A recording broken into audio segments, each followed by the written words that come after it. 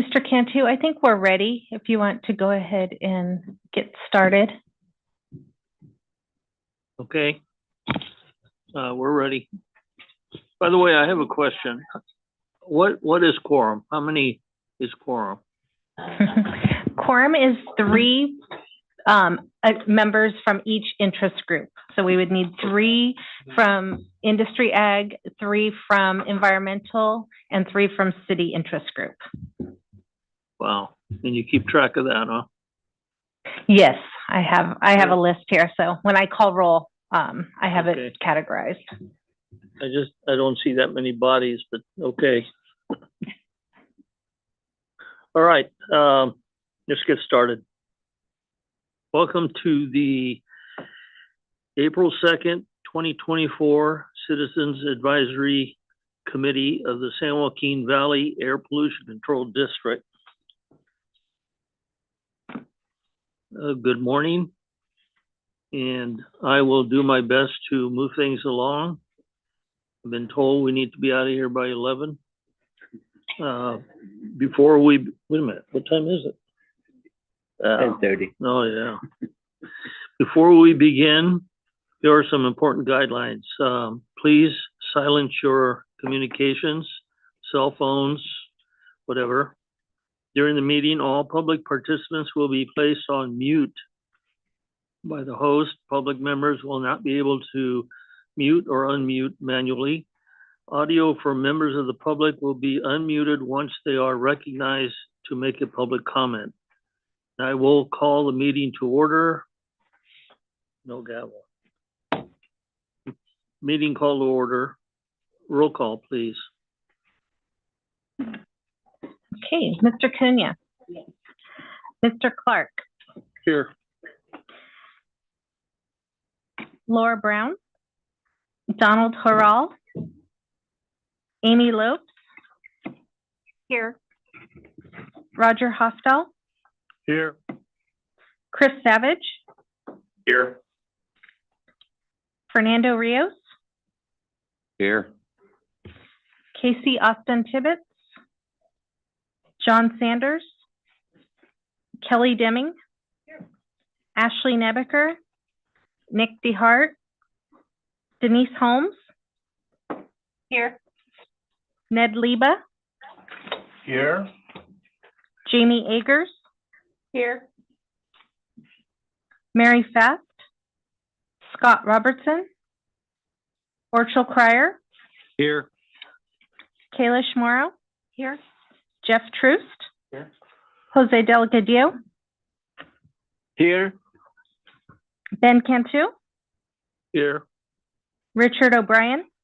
Here. Dennis Medeiros. Here. Through the chair, we have a quorum. Thank you. Pledge of Allegiance. Ned, would you lead us in the Pledge of Allegiance? I pledge allegiance to the flag of the United States of America and to the republic which stands one nation under God, indivisible, with liberty and justice for all. Thank you. Any corrections or additions to the minutes? North? South? Central? All right. Minutes approved as submitted. We need to call for public comments on the minutes, please. Are there any Okay. public comments on the minutes in Bakersfield? No public comment in Bakersfield. Thank you. Any public comment on the minutes in Modesto? No public comments in Modesto. Thank you. Are there any members of the public in Fresno that would like to comment on the minutes? Seeing none and none online. All right. Thank you. At this time, we will have comments from the public on matters not on the agenda.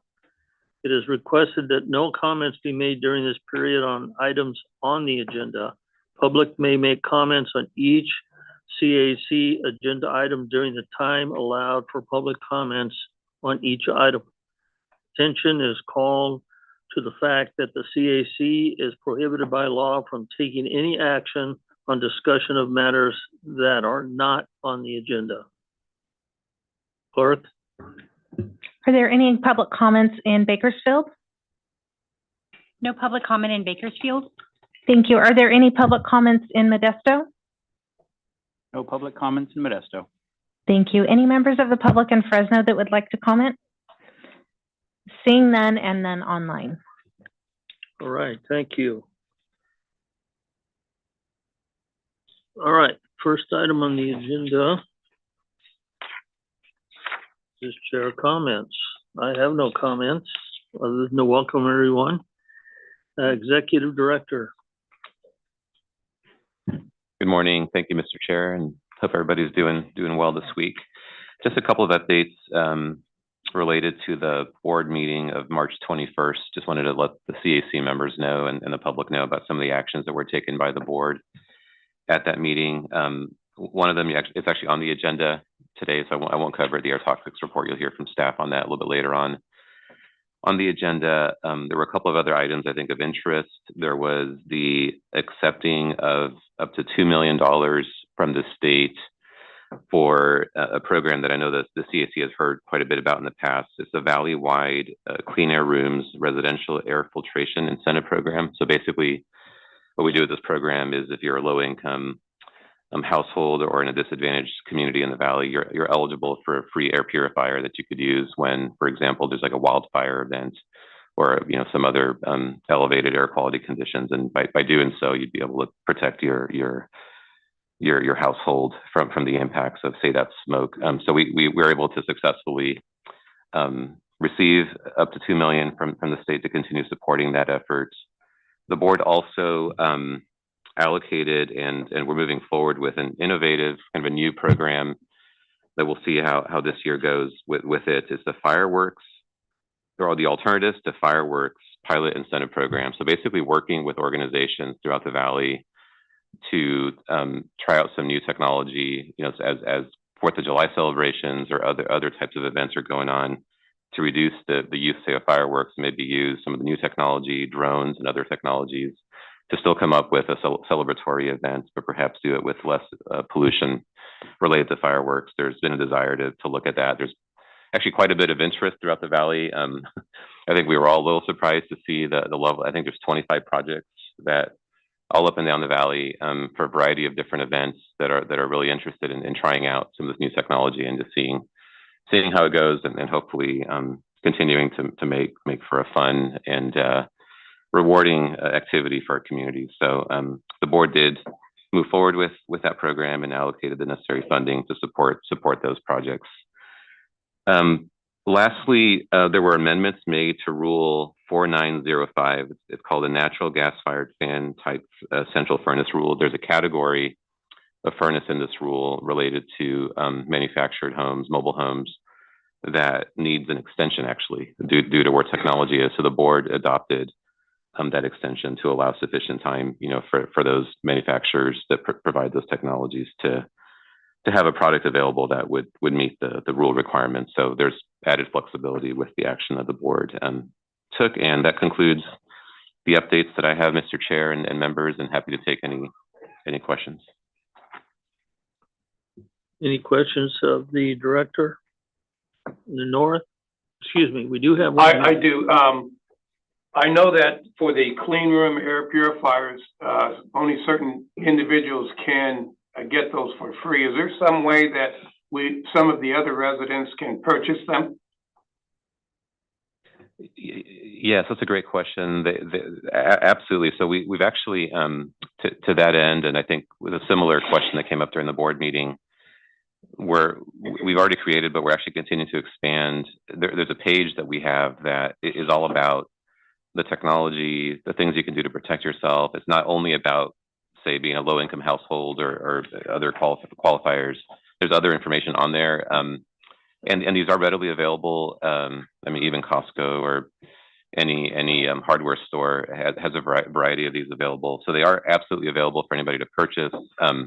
Right now, as far as eligibility goes, it's a streamlined process where you through a variety of means in demonstrating that you're a low-income household are able to qualify as a direct ship to your home for one of these filters. So it is pretty streamlined on that end of it. But if you don't qualify in that manner, many of these are available, and we do have a landing page, which I'm happy to send out to the CAC members if you wanted to share it, that has more information about different things you can do to protect yourself, including purchasing one of these for your home. Thank you.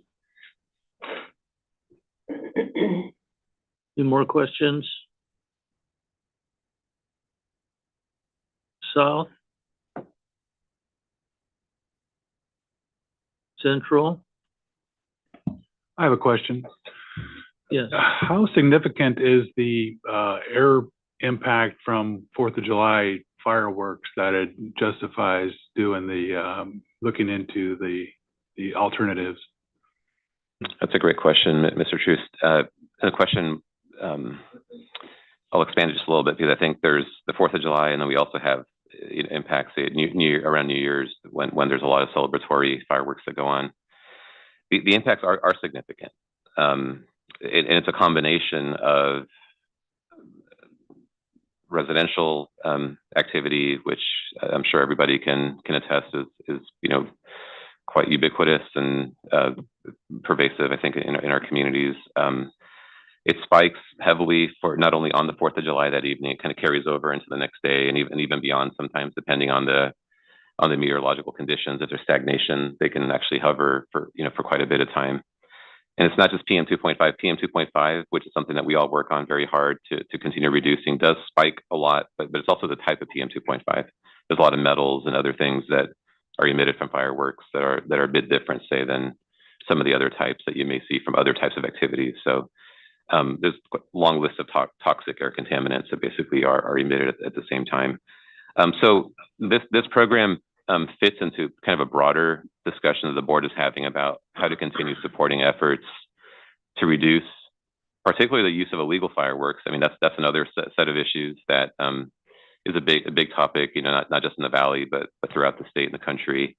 In this case, maybe trying to encourage even more people to go to central events. So perhaps you're reducing some of the residential use. So maybe there's a win-win. And then at the event itself, maybe doing it in a way where it is also even less emitting. So it's part of, I would say, ongoing discussion about how to continue addressing firework use, but also understanding the complexities that go into it, right? Because I think there's a deep history as to why where the current setup is the way it is. A lot of charitable work that goes into distribution of fireworks, a big fundraising opportunity, a lot of sensitivities around that. But when we talked about this back at our November study session, the board study session, a lot of conversation. We actually had the fire chief and the police chief were also part of the conversation because of the safety issues that are prevalent during Independence Day celebration, whether it's fire, structural fire, loss of life, veteran population impacts, as well as dogs and cats and pets and other. I mean, there's a variety of issues that I think communities are trying to basically now tackle through innovative, probably a collection of things over time. If I may, our city, the city of Tulare, has been trying to deal with this issue for years now, and it's a never-ending battle because, as you indicated, there's a strong tradition in what we're dealing with. I had an occasion a few years ago where I had to drive later, which was like 10:30 to 11 o'clock from the city of Tulare up to the city of Fresno to drop my mother-in-law off. And it was a fireworks show from beginning to end late at night. And it was just kind of indicative of what we're dealing with. And I don't know how you change that. But I have been, Mr. Chair, if I may, I have been looking for the opportunity to at least discuss this aspect, which is kind of a twist on this thing. We are worried about the emissions that come from fireworks. Yet at the same time, I know people in Tulare and I believe people in Fresno are all dealing with the fact that if you want to drive on Highway 41 from this area over to the Central Coast, Caltrans is working on a bridge just outside of Stratford that is causing everybody on State Route 41 to divert anywhere from 15 minutes to a half hour to get around that bridge. And the emissions that come from that have to be significant. And I haven't heard anything from the Air Pollution Control District or any indication from Caltrans as to why just doing repairs or replacements to a bridge has to take 6 months to do. That, to me, and I know you don't have anything to do with that, but I have to have a forum to vent. That to me seems incredible. And I know I was trying to beat Mr. Cunha to this, you know what I'm talking about? So, Excuse me. in any event, I've done that. So is somebody trying to excuse me, or they're trying to? No, I don't want to cut you off, but I have to. There is an area in the agenda for you to make those comments and ask those questions. This item right now is the executive director providing us with an update or a report. Okay, that's fine. I'll reserve that and repeat it then during comments. Thank you. Good job. Through the chair. Yes. Okay, quick question. How long is the extension, Mayor?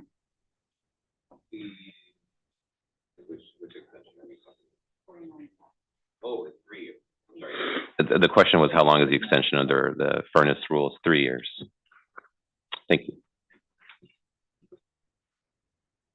Thank you. I do have a comment with respect to the fireworks. My question is, when is it all going to end? Now we're picking on the fireworks, and it's an American tradition. It's been around a long time. Yeah, you know, everybody wants to shoot off and celebrate 4th of July. But when does it end? Are we going to have fireworks that don't produce smoke, don't have metals? Are we just going to rely on drones, and how many drones? And then we're going to block the sky out because the sun won't be able to go through all the drones. And, you know, it's got to stop. It's really got to stop. Anyway, all right. Thank you, Samir. Item number 8, update on attainment plans and rules. Emily. Good morning, Mr. Chair and committee. Thank you so much for having me here this morning. My name is Emily Nealand, and I am the program manager of the air quality planning team here at the district. Here to provide you with a couple of updates. I do have a separate presentation for item number 11, which will go into more detail on some of our planning projects. So I'm just going to touch on 2 rule development projects that we're working on currently. The first is for Rule 2520, which is our rule for federally mandated operating permits. We are currently working on proposed amendments to this rule due to recent EPA actions to remove emergency defense provisions from Title V operating permit regulations. So we are required to remove these provisions from our rules. So we are moving forward with a rule amendment for that purpose. We did host a public workshop on March 21st to receive some public feedback on this proposed amendment. And we do plan to publish our proposed rule here within the coming month. And then the second one, Samir touched already, Rule 4905, natural gas-fired van-type central furnaces. As he mentioned, we're extending the emissions fee period to September 30th, 2025 for manufactured homes. So the governing board did approve that at our most recent meeting, and we have transmitted that package to CARB to be transmitted through to EPA for inclusion in the state implementation plan. So those are my updates, very brief on our rule development projects. Again, I'll be providing a more lengthy presentation on our plan projects here in just a couple of items, but happy to take any questions you may have. Any questions? North? South? Central? Thank you, Emily. Thank you. Item 9, verbal report from the CARB. Laura.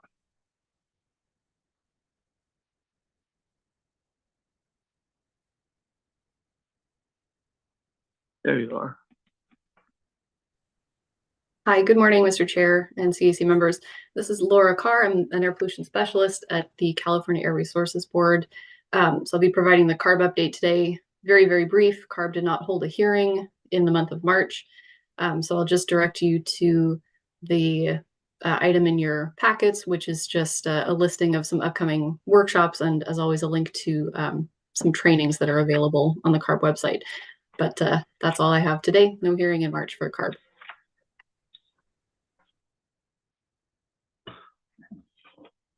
Should I ask for questions?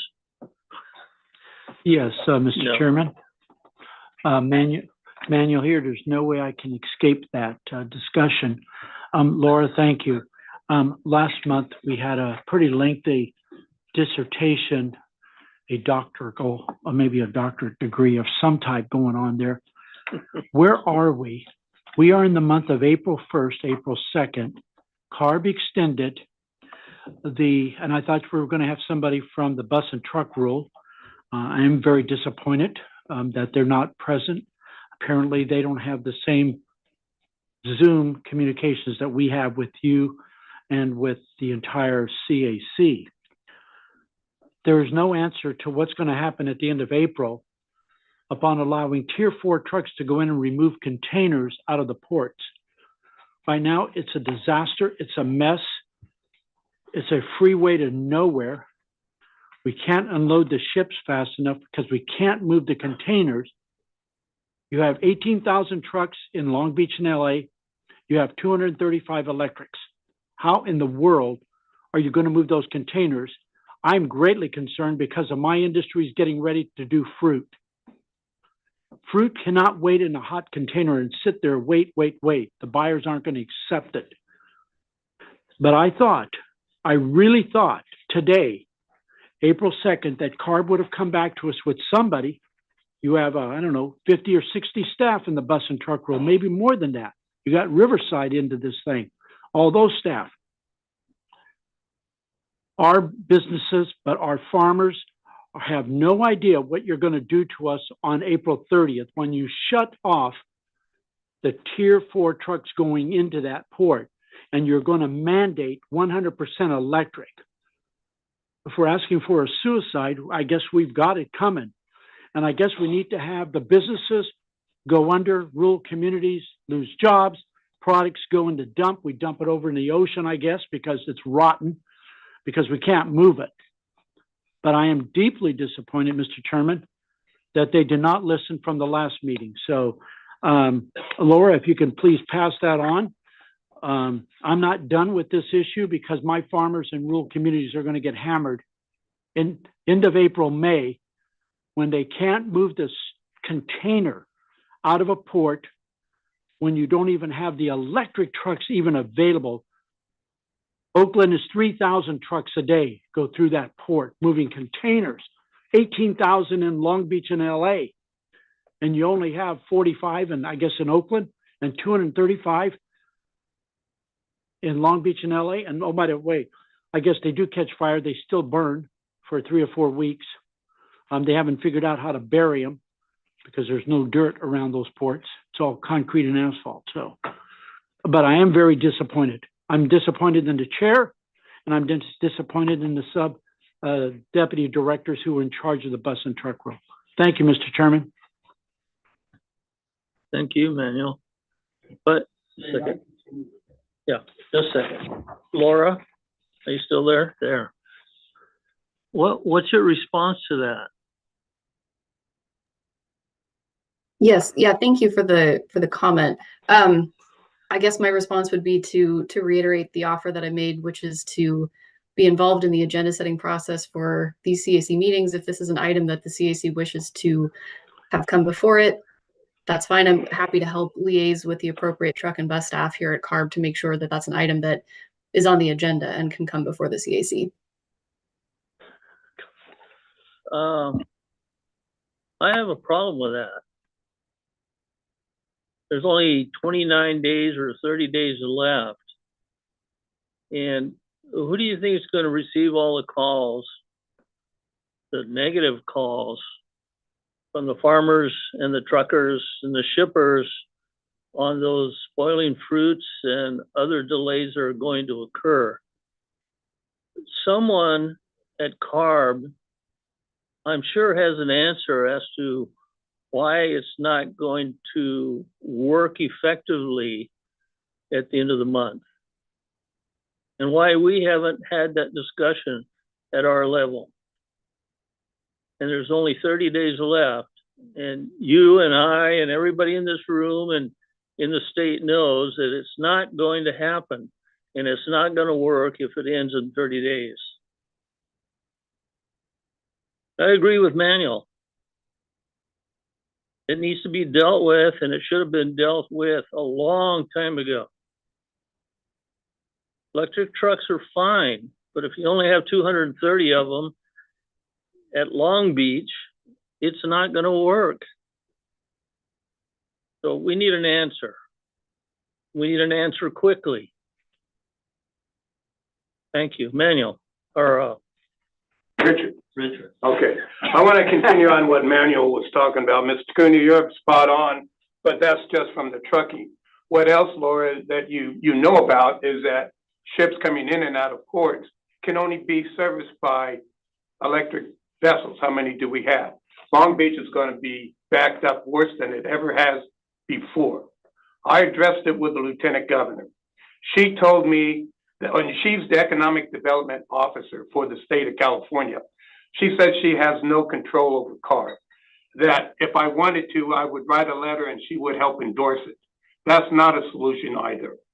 I believe you can get the Lieutenant Governor at one of these meetings.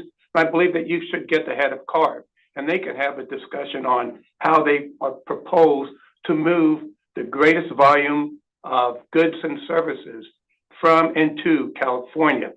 Long Beach, Oakland are only two. You still have Port Hueneme and some of the others that are minor ports that are also affected. So you're virtually stopping. Then at the same time, you're saying to Mexico, I'm sorry, we don't want your goods because your trucks are no good. Sorry, none of this is going to work. Not now. It can in the future, but you have to gradually get there and not mandate it and just sit back and say, oh, well, maybe I'll put it on an agenda. Get the people that make decisions and explanations here, not only in front of us, but in front of the board itself. Thank you.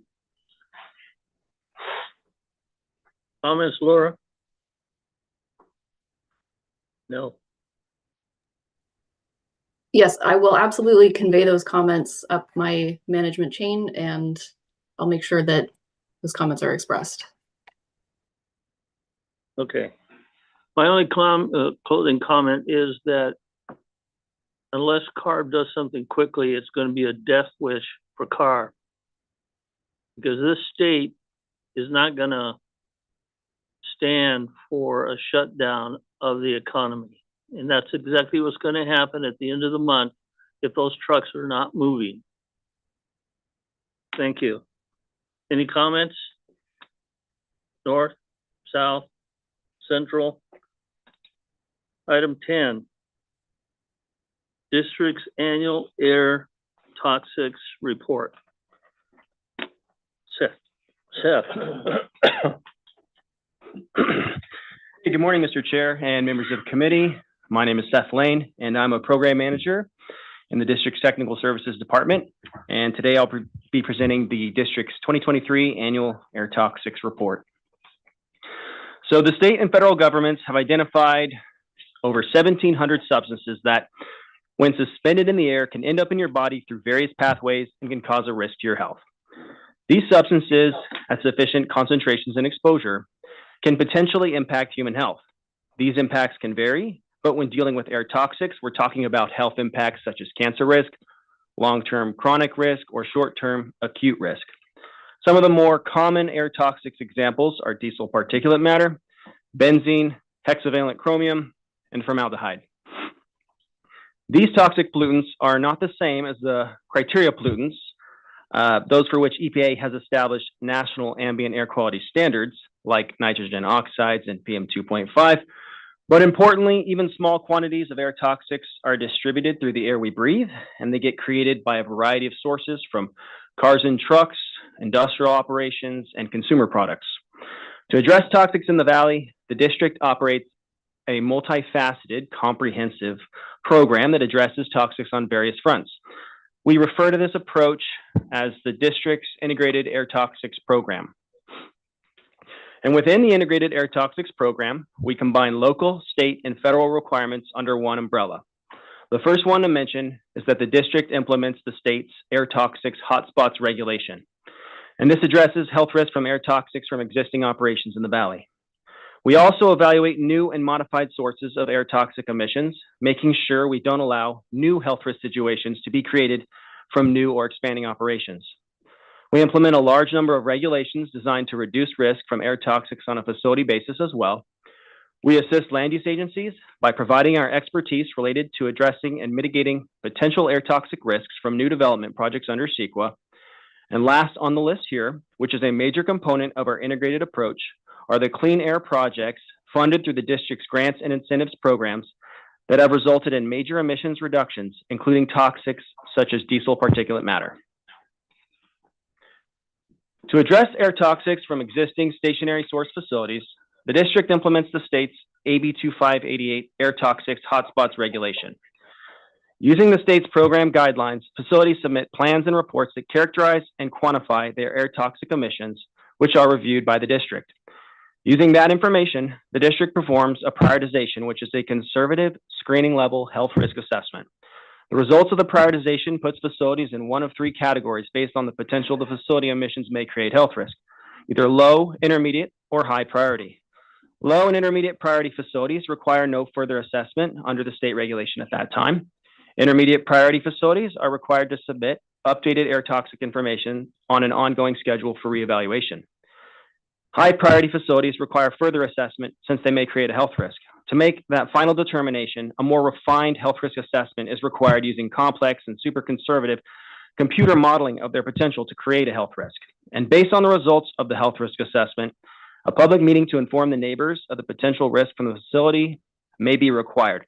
And the highest risk facilities would have to make modifications to their operations to reduce the risk they're creating to a point where they are no longer at that level of risk. This slide provides a summary of our recent work in the program as we continue to assess facilities in the Valley. Since 2016, we have completed assessments for more than 7,400 Valley facilities through 2023. Of those, more than 5,600 are conditionally exempt under the state regulation from further assessment at this time, and more than 1,600 are intermediate priority facilities requiring periodic update summary evaluations. There were 144 high priority facilities, and through a refined health risk assessment, they were determined to be lower intermediate risk facilities. And there are 21 high priority facilities that are currently being evaluated with a refined health risk assessment. All facilities categorized as intermediate priority or risk have continuing emissions reporting requirements under the program to ensure the facility is reassessed if necessary. So the previous few slides on hotspots are all about existing sources and their emissions, but regarding new equipment and new sources of emissions, we analyze the potential health risk of every single operation for which we are proposing to issue a permit if that operation emits any amount of air toxics. And we assist lead agencies to do the same thing under CEQA. For stationary sources, we do this with a risk management review, or RMR. And this process is similar to the prioritization, screening, and health risk assessment process I described for hotspots. But for new or modified sources, we utilize worst case potential emissions since the equipment is not yet in operation. We perform this analysis for all proposed increases in toxic emissions, and very health conservative worst case conditions are assumed in our models, such as potential emissions, which are the maximum allowed emissions levels, stagnant air conditions, and long-term exposure. And if the operation proposed cannot pass the risk assessment with the best available control technology for air toxics, it's not an approvable project as proposed. We also implement a large number of regulations that are aimed at specific types of facilities or operations to further reduce air toxic emissions in the Valley. The district is responsible for implementing, through our permitting and inspection processes, local, state, and federal rules and regulations that reduce air toxics. The state regulations are called Air Toxic Control Measures, or ATCMs, and apply to a fairly wide variety of sources, with a few mentioned on this slide here. And the federal regulations are generally called MACT standards, for Maximum Achievable Control Technology.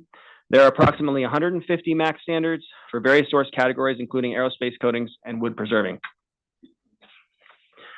The district also focuses on incentive grant programs that bring about reductions in NOx and PM, but also achieve collateral reductions in air toxics as a result of the clean air projects. The district has administered more than $6 billion toward clean air projects in the Valley, resulting in more than 271,000 tons of emissions reduced. Key components of these emission reductions are the multitude of grant programs for diesel engines. For example, thanks to replacing or retrofitting trucks, tractors, buses, and ag irrigation engines, there have been over 35,000 diesel engines replaced, resulting in significant amounts of diesel particulate matter reductions in the Valley.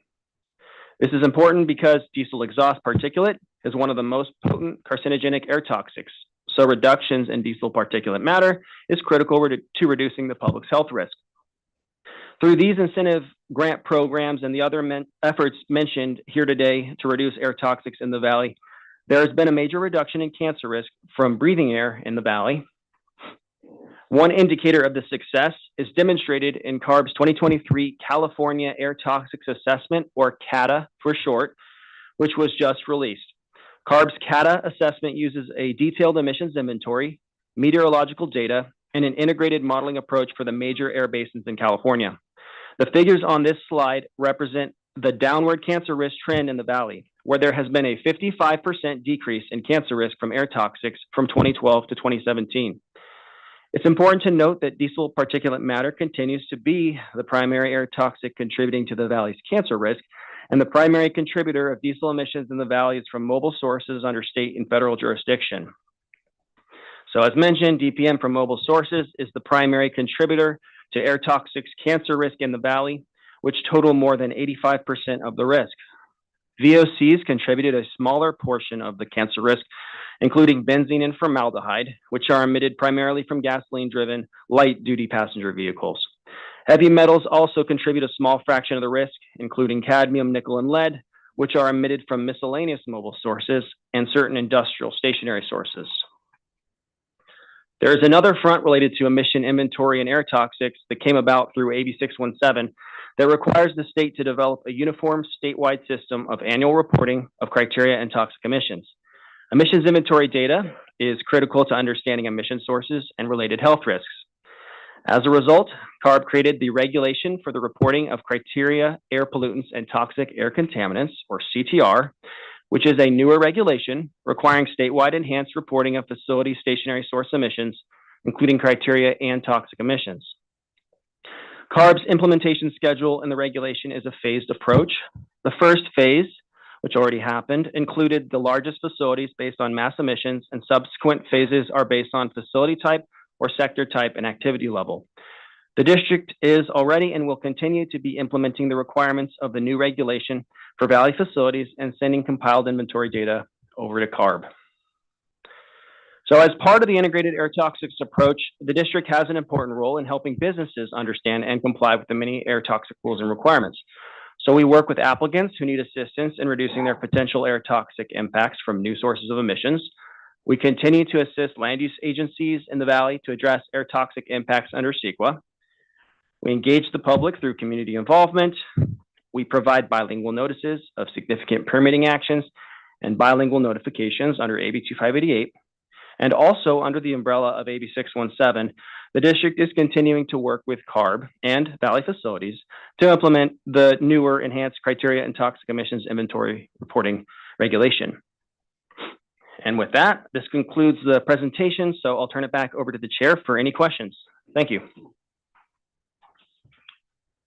Any questions? The South?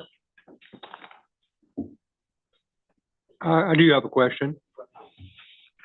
Please. There's a good report you gave and everything, all kinds of statistics and numbers and all that. What's the end game on this report? If we were to implement everything you did, you know, like reducing cancer, you said went down 55% and all that. But isn't it because of smoking was a big issue at the time? And if people quit smoking, and that helped reduce the cancer risk and a good part of it. But if we were to do the diesel mission to reduce it down to the acceptable level, what would have to be done if you had a magic wand to achieve that? What was it going to take to get it down to what the state is calling acceptable levels? What is it going to do to the industry we have here? What would it take it down to make it happen? Yes, we have all electric vehicles, but we're not there with the technology yet. But it's coming. But what is it going to take to get this so we can resolve it? And what's the actual end game on this? That's all I have to say on that. What would be your answer? Well, I thanks for the question. I can't speak for the state, and so a little hard to. I'll take that as a comment and a question, right? Because I think there is certainly some sentiments I think built into your question around. I think the concern you have, right, around what appears to be, concerns around high cost and what the question is, what is the end game? So this report, what it does is it provides an update on a variety, right, of local, state, and federal. There's the parts that we do, there's the parts that the state does, and parts the federal government does as well. And the main purpose of the report is to show the progress that has been made. And I hope there's a takeaway here that because of the role of business, because of the role of agriculture in replacing, say, diesel pumps, in putting in controls at facilities, we've seen a tremendous reduction actually in air pollution and toxic air contaminants. And I think that's one of the big takeaways of the report. Now, in terms of what does it take to get to zero emissions, and that's an ongoing conversation, right? Whether you're talking about mobile sources, whether you're talking about other sectors, that's a much bigger discussion that I'm not sure we can answer today. It's going to be, I suspect, of interest to the CAC into the future. And but the one thing that Seth did not mention too is when we prepare this report, we also release it to our health officers throughout the county so that they're also aware of this progress that we're making and where we are with the ongoing work that goes on with our facilities, with our business community, with our public agencies. So part of the purpose of the report is to share it so that the community at large is aware of this effort and what the remaining challenges are. And so I know it doesn't fully answer your question, but I also think that's a bigger question that's going to be a part of an ongoing discussion with the CAC, not just by us, but also with the CARB and others that are involved in that.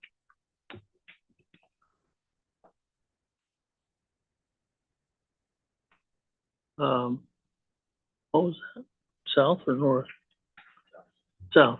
Okay, Central. Comments from Central?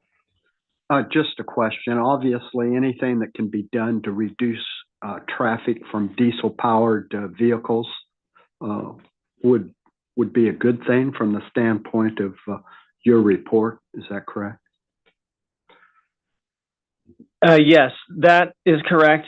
There's been reductions already, and that's something that the report shows, but that's still the primary contributor to air toxics cancer in the valleys from the on-road mobile emissions from those major roadways. And generally speaking, there's been efforts to deal with private business and business at large in trying to get these reductions and have regulations as it relates to that, as indicated in your report, correctly? Is that correct? Yes. What about intergovernment agencies and their efforts to reduce traffic that would cause this, the emissions that we're talking about? I mean, does that take place? So as far as like the planning, like the land use agencies planning traffic routes and things like that? Or Samara, what about, say, the Air Pollution Control District coordinating with Caltrans to not see that certain emissions occur, something along that line? Yeah, so if what you're trying to ask is whether or not we can reduce idling emissions on the 41 with a Stratford connection, I'll just be more direct. I'll deal with that in item 15, but yeah. I want to stay on the agenda just to get to the point here, which is this report. So. Yeah, but just to get to the point here, we do interact within our capacity, and I think we're very accurate in stating that we actually don't play a direct role in causing traffic jams on the 41 or the 99. Now, what we do though is when there are major roadway projects going on, there's a variety of regulatory context where if there's CEQA involved, for example, in supporting, say, a highway project, we will engage with Caltrans, with the COG and others that are involved in that project, we'll try to, come up with a streamlined process for moving forward with, with whatever that is, make sure that they have all their ducks in a row when it comes to the air quality impact mitigation. So we definitely engage, on that level, but we unfortunately do not control, the pace by which, say, a contractor works on a road project. Thank you. Samir, just a second. Samir? Yes, I have a question. Yes, go ahead. And I'm familiar with the funding process for highway projects and stuff like that. Does air pollution control provide funds or contribute funds to roadway projects? No, those are typically federal funds that pay for those projects. Well, there are state funds involved as well. And state funds as well, yes. Yeah. And actually, and locally generated funds, right, through local, measures that are adopted at the county level or other levels. You contribute any money to COG? No.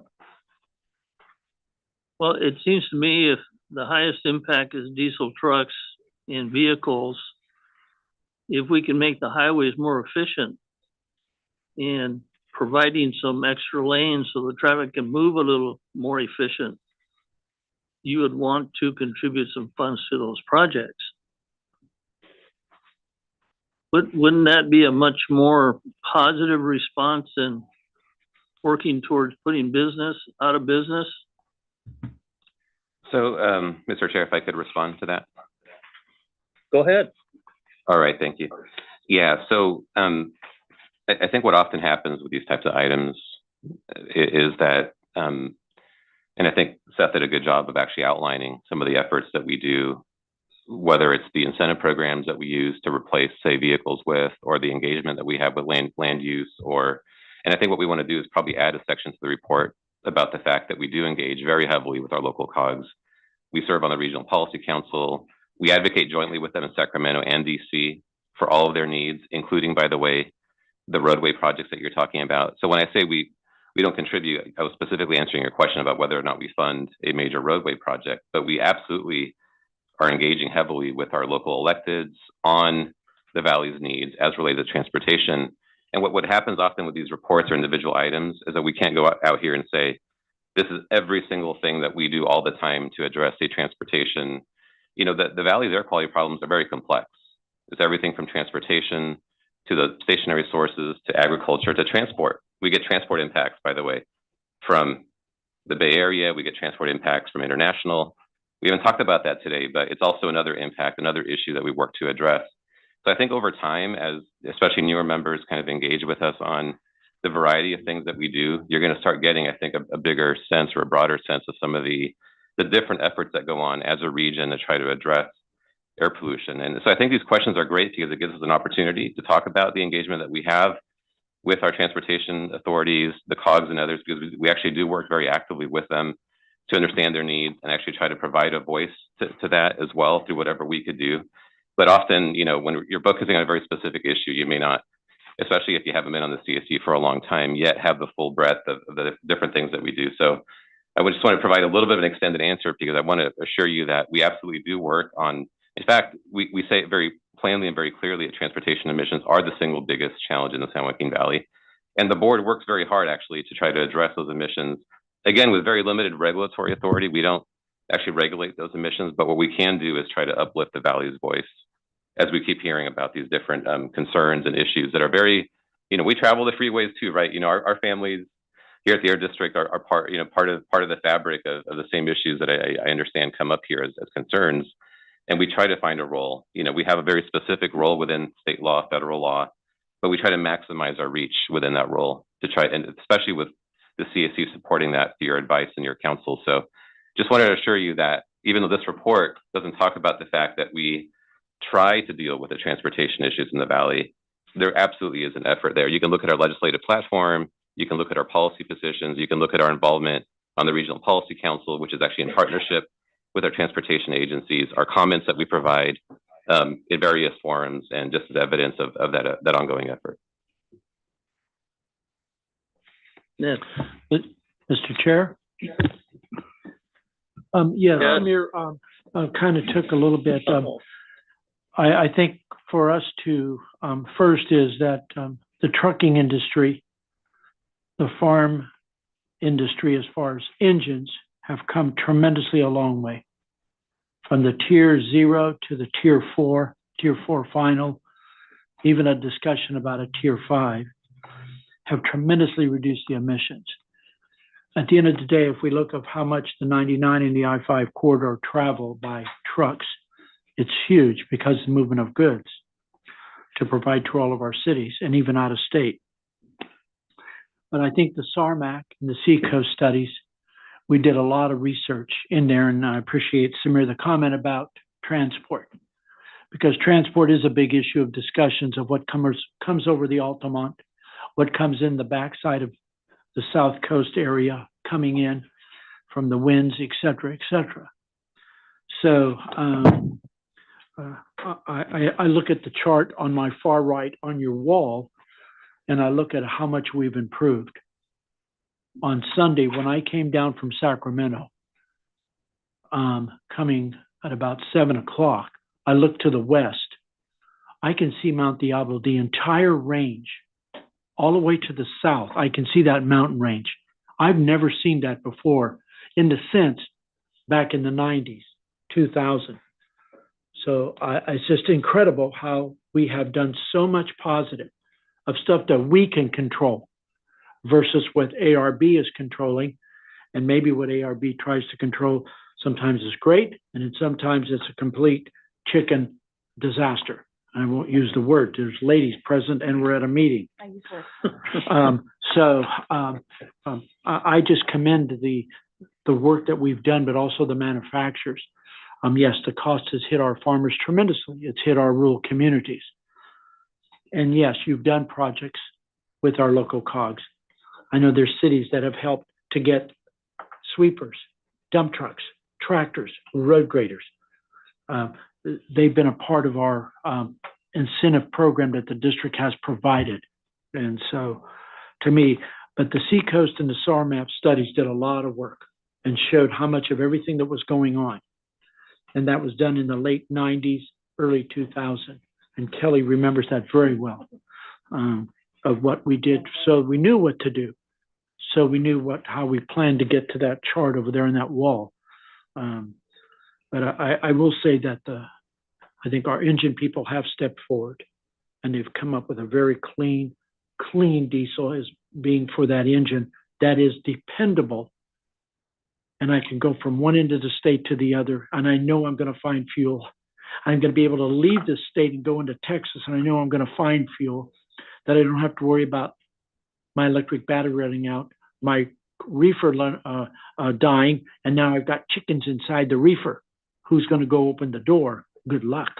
After it sits there for 7 or 8 hours with no power. So I just want to make a comment, Mr. Chair, that I think our district has done one yeoman's job of what it can handle because of that graph on the wall, but also its efforts it did with the 2 largest studies ever done on PM10 and 2.5. So okay, thank you, Manuel.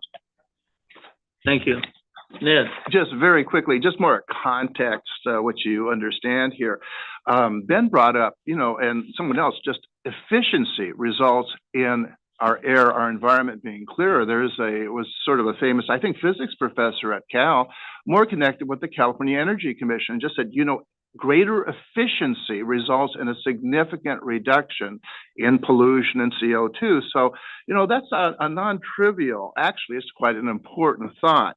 The other thing that concerns me is when you make these statements, 55% reduction in air toxics cancer risk. I just hope people think of the context of that statement. Look, if we're concerned about, let's say, the incidence of lung cancer or a particular lung cancer, what explains that orthogonally, independently, are 5, 6, 7, 8 factors. Are you smoking? Do you have hereditary problems? Are you exposed to ionizing radiation? Way down the list, I suspect, is exposure to PM 2.5, especially at 12 micrograms per meter cubed. These are very, very, very low potential exposures, I've not seen good science at the level that 12 micrograms per meter cube means anything. So when you say 55% reduction in cancer risk, I have a feeling it's almost nothing. It doesn't mean it isn't 50, it's 55% of a very low number. So I just hope people are mindful about what's going on here. Thank you. Any other comments? Yes. It's for Savage. You can't see me because I'm in the audience, but just to try and wrap up what I heard and to try and make this somewhat actionable. You'd made a reference to a comment when you were talking about Seth's presentation, which by the way, Seth, was very good. It's hard to explain 2588 any kind of meaningful way because it's such a hyper-technical program. You did a nice job. I think there is some value for the CAC whose mission is supposed to be advising, right? That's what our role is. It is to advise on policy and technical related matters. When we come in and the staff presents on programs like 2588 or the PM program or the toxic, whatever it is, right? Just pick one of the big programs. I think it would be useful to have as a slide or in the bottom of each slide, what are the current rules or activities in place that are supporting, either helping or hurting the broad objective of the program, just to provide context for those that are reading the information. I think if we did that on an ongoing basis for all programs, I think it would help address some of the questions that are being made and also provide context, if you will, for ultimately what I think the board or the district should be seeking from us, which is being an advisory capacity where we have adequate information to advise properly. So if you can give some thought to how that might be possible to do just on an ongoing basis, I think that could be helpful to these conversations. Does that make sense, Samir? Yeah. Thank you, Chris. That was succinct. Thank you. If there's no further questions, I do want to have, Samir, you and your staff, please don't get the impression that I'm opposed or negative towards the work you do. I know you do good work. As a teenager, I remember the days in the morning I would wake up and the sky was brown. I remember driving as a older person into the LA basin and my eyes would be watering as soon as I crossed over the grapevine. So I understand what's taking place, but in Seth, your report was a great report, except that the average person isn't going to understand it. And I think Ned kind of hit the nail on the head. You can give whatever numbers you want, but the number that's missing in your report is how many small businesses were put out of business because of those rules. And I think when I joined this group, that was the position I'm taking as part of my responsibility. I understand, I was a bureaucrat for 35 years. I understand your report, but it misses the other element that's involved, and that's the average person understanding the numbers and what your goal is. So don't take me wrong. I understand what you're saying, and I don't disagree with you. I like waking up in the morning and seeing blue instead of brown in the sky. And I know how we got there. But as I asked on the fireworks, when does it end? If we continue to lower or increase our goal over time, we reach a point where business can't work.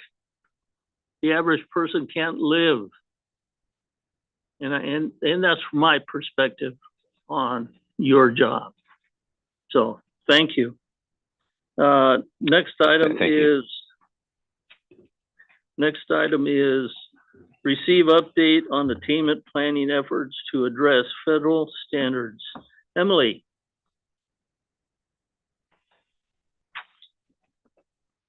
Hello, Ian. Thanks for having me up here a second time. Back to give you an update on some of our planning efforts that we're currently working on. Just a quick background, we do face a number of air quality challenges, a number of which we've talked about today, so I won't loom over it for so long. Topography and meteorology are really moving against us. Often we have a lid over the valley, trapping emissions inside. Number of other challenges, major goods movement, high population growth, pollution transport, wildfires, drought. So because of this, we have to go above and beyond with reducing emissions. PM 2.5 is one of the main pollution sources that we have issues with. They are particles with a diameter of PM 2.5 microns and smaller. They're a mixture of solid particles and liquid droplets in the air, and they're emitted directly or formed indirectly through chemical reactions between gases. As you can see on the slide, this is a graphic of the size of a human hair. The PM 2.5 particles are the small little red circles, so they're very, very small.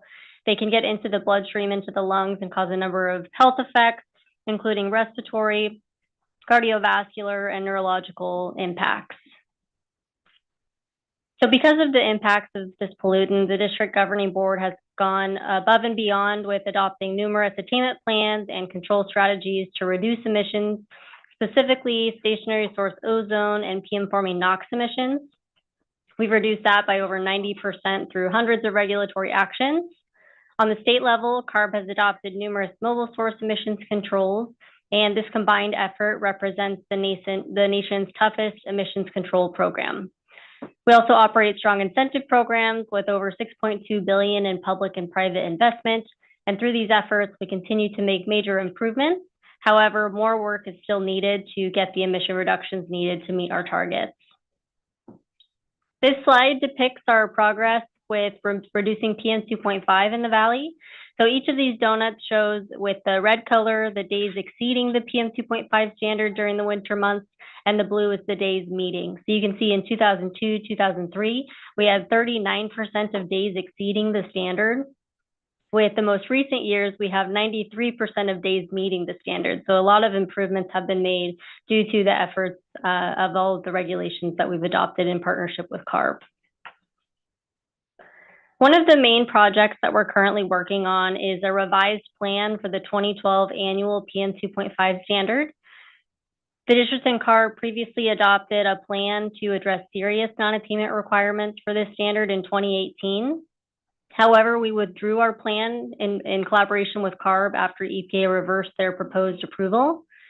In October of this last year, the governing board took action to approve some initial elements for this plan, including the emissions inventory, precursor demonstration, best available control measure analysis, which demonstrates the stringency of our rules and regulations, and new source review certification. So we are still working on developing the remainder of the plan in partnership with CARB to address the remaining Clean Air Act requirements. We have been going through a public process. We're still working to address those remaining requirements. We do plan to schedule an additional public workshop in this month of April with additional updates to your committee, EJAG, and the governing board. We're currently working with CARB to finalize our emission reduction strategies within our respective jurisdiction, and we plan to take the proposed plan to the governing board for consideration in the second quarter of this year. Another major project that we've been working on is a contingency SIP revision for the 2008 and 2015 8-hour ozone standards. For the 2008 standard in 2019, EPA approved our ozone plan for that and conditionally approved our contingency measure requirements.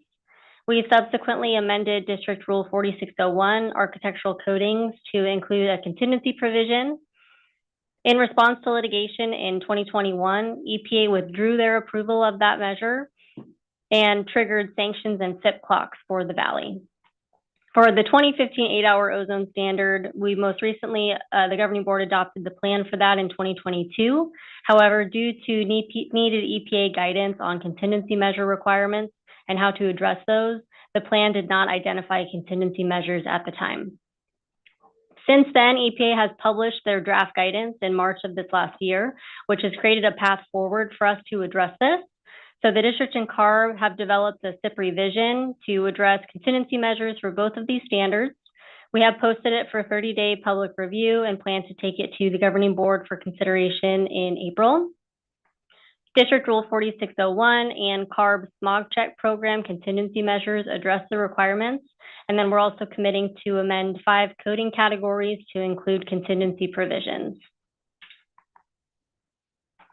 And then lastly, I just wanted to provide you with an update on the 2024 PM 2.5 standard. On February 7th, EPA issued a final rule stating their intent to lower the annual standard from 12 to 9 micrograms per meter cubed. They are retaining the 24-hour PM 2.5 standard and the PM 10 standards at their current levels. EPA, as part of this action, is also updating the PM 2.5 air quality index scale and monitoring requirements. So with this new standard being put into place, EPA will make designations for different non-attainment areas, and that will trigger a timeline for us to develop a new attainment plan for this standard. It will be building upon our prior efforts. As I mentioned, we've amended a number of rules. 2023 air quality data indicated significant progress towards meeting all of the PM 2.5 standards.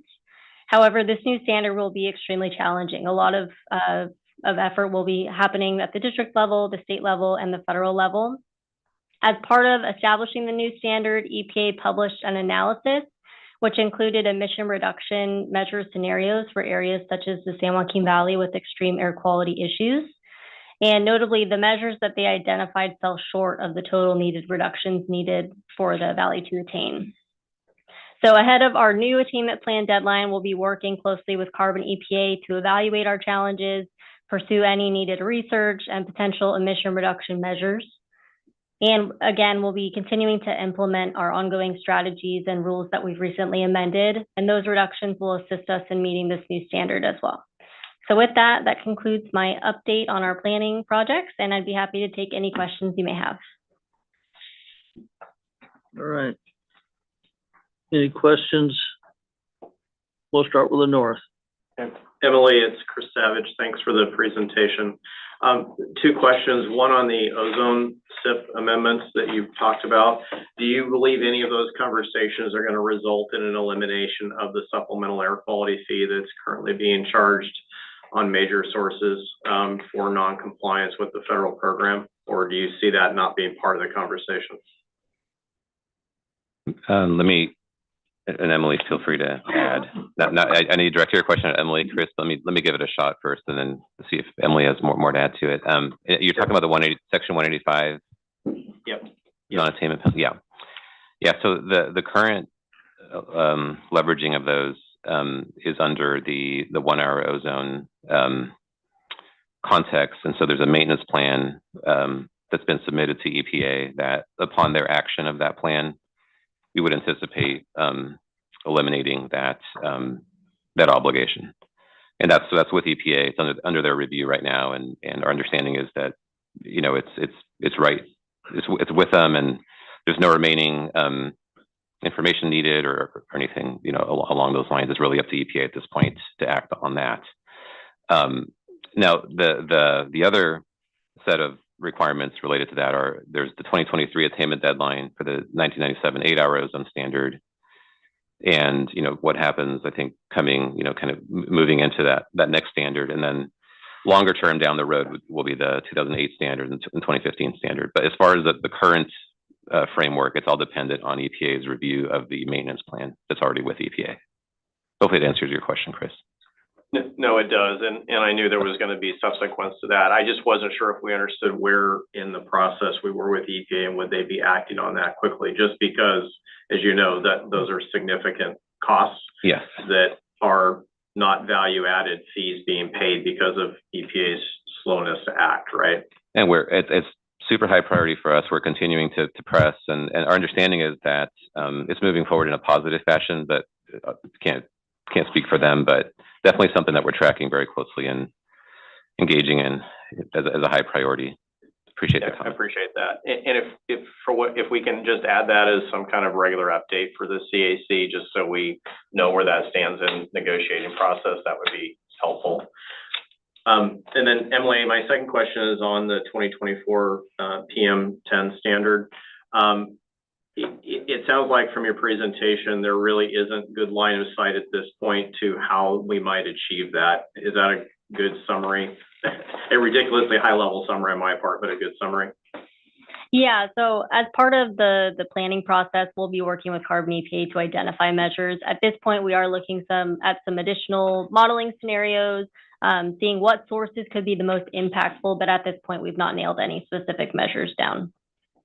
Okay, and I realize this is going to be an ongoing discussion, and thank you for that. I just, and you'll know this as well as anybody else, but there's going to be some collateral effects, right? So some positive activities that do generate those smaller particulates like compost and other things are, you know, those could come up as control measures that would probably help the PM10 issue or PM2.5 issue, excuse me, but not help the broader efforts in the valley that need to be implemented to manage other parts of, you know, ag byproducts. So thank you. Appreciate the responses. Hey, Ned? Very quickly, I can't avoid making the comment when we take a look at the graph on page 6, which, you know, there has been a tremendous reduction in PM 2.5, immense. But of course, you're only showing the winter months when you would have an occasional violation, a very occasional violation of the standards. And I would claim if you had a real frequency distribution of the violations covering the entire 8-county region, it's going to be a heck of a lot less than 7% at any time.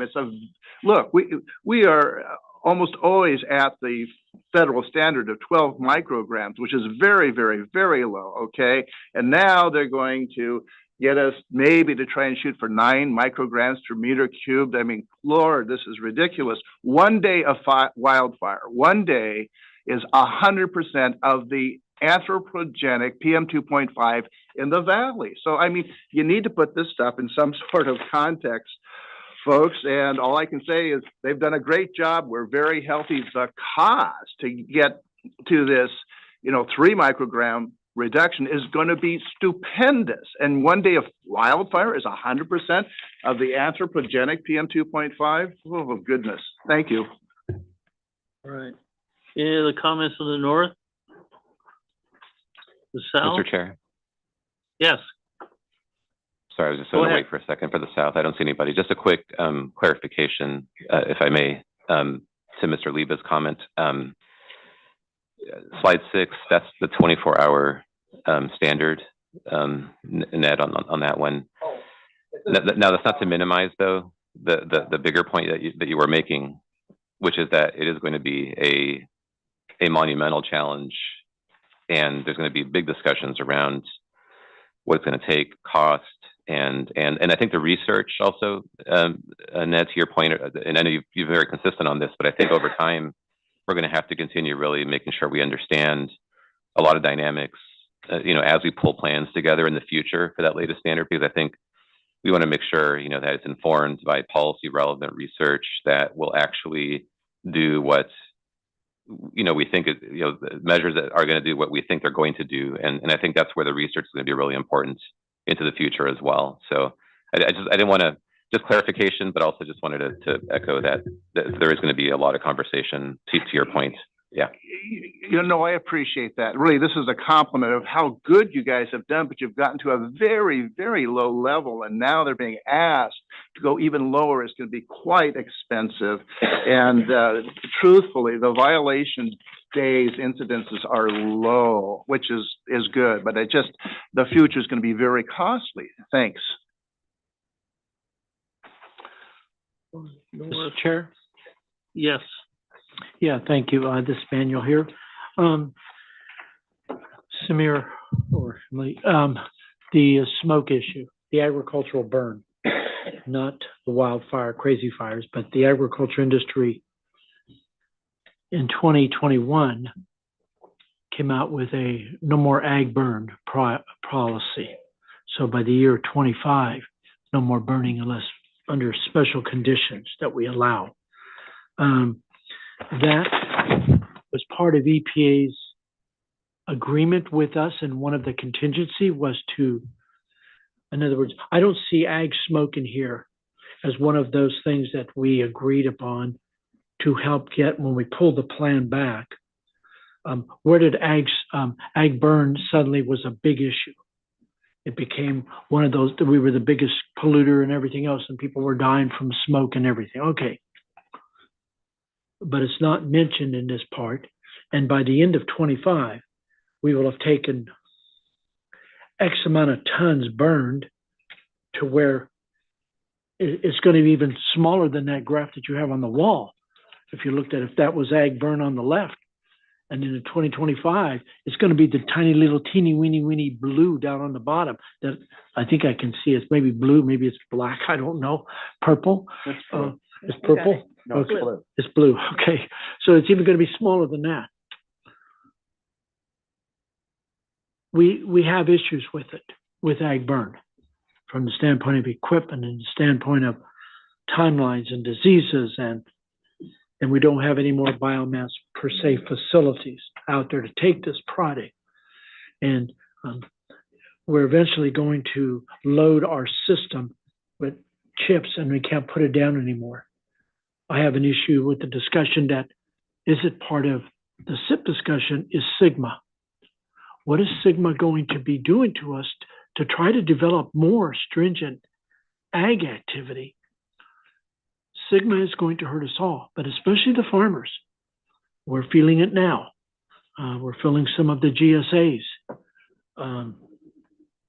Big issues. How did that fit into here? Because I didn't see it, but man, they came after you guys, after us. And we had to reduce all the ag burn. And by this whatever percentage, right? But yet prescribed fires, as Mr. Lieberman said, is massive. What one of those fires does in a day or two. I don't know how much more to say about that. Is that you ask us to do this, are they going to come after us more into contingency, which means how much more are they going to ask us to do when we can't go any further because there's only so much land and we're not forcing, the regulations are telling us what we can't do, and that's causing the problem, being Sigma. 1 million acres by 2030. I don't know where I put 1 million acres of material that's going to be abandoned, and abandonment causes diseases and it causes other concerns for our industry. So Samir or Emily, I don't, am I off the track of where is it? Mr. Chair, if I could, just a quick response. Yeah. That's okay with you. Go ahead. Thank you. Yeah, so Manuel, this presentation, I think, is going to be, first of all, one of many, because I think as the plans develop, there's going to need to be a way to kind of break down the, so for example, what we didn't do here, and to your point, is really try to describe, outside of that chart that shows the big reductions in pollution, try to describe the variety of things that are included in these plans that are achieving all that tremendous benefit. The ag burn phase out is one of them. It's actually in all the PM plans, the recent plans. It's actually integrated into the plan to really show, you know, that ongoing benefit through the end of this year and then and beyond. And then the new plan will also continue to reflect the benefit and the hard work of Valley Agriculture to keep working on that phase out. And then the challenges are a big ongoing discussion as well. So I don't want to minimize that, but I think we're going to have to keep talking about those challenges and what do we do together to keep supporting our agriculture and dealing with those issues. Contingency, just a quick note on that, to try to also make sure the CAC members are fully conversant on this aspect of already very complicated planning requirements. So contingency is a little different than what's in the plan. It's a part of the plan, but contingency are those measures that you adopt and you hold in reserve in the event that, say, you don't meet the standard by the end of the plan. If we don't hit our goals and for some reason we can't meet that standard, then contingency would basically be in place. And so for contingency, it's very difficult. As you could imagine, we already have the toughest regulations here. We don't keep a lot of things in reserve. They're not just sitting there, you know, in our pocket waiting to be used, you know, down the road. There could be significant cost and impact to small business, to the chair's point earlier. And so trying to navigate this specific issue in an environment like the Valley that already has a very mature air quality program in place, has always been very difficult.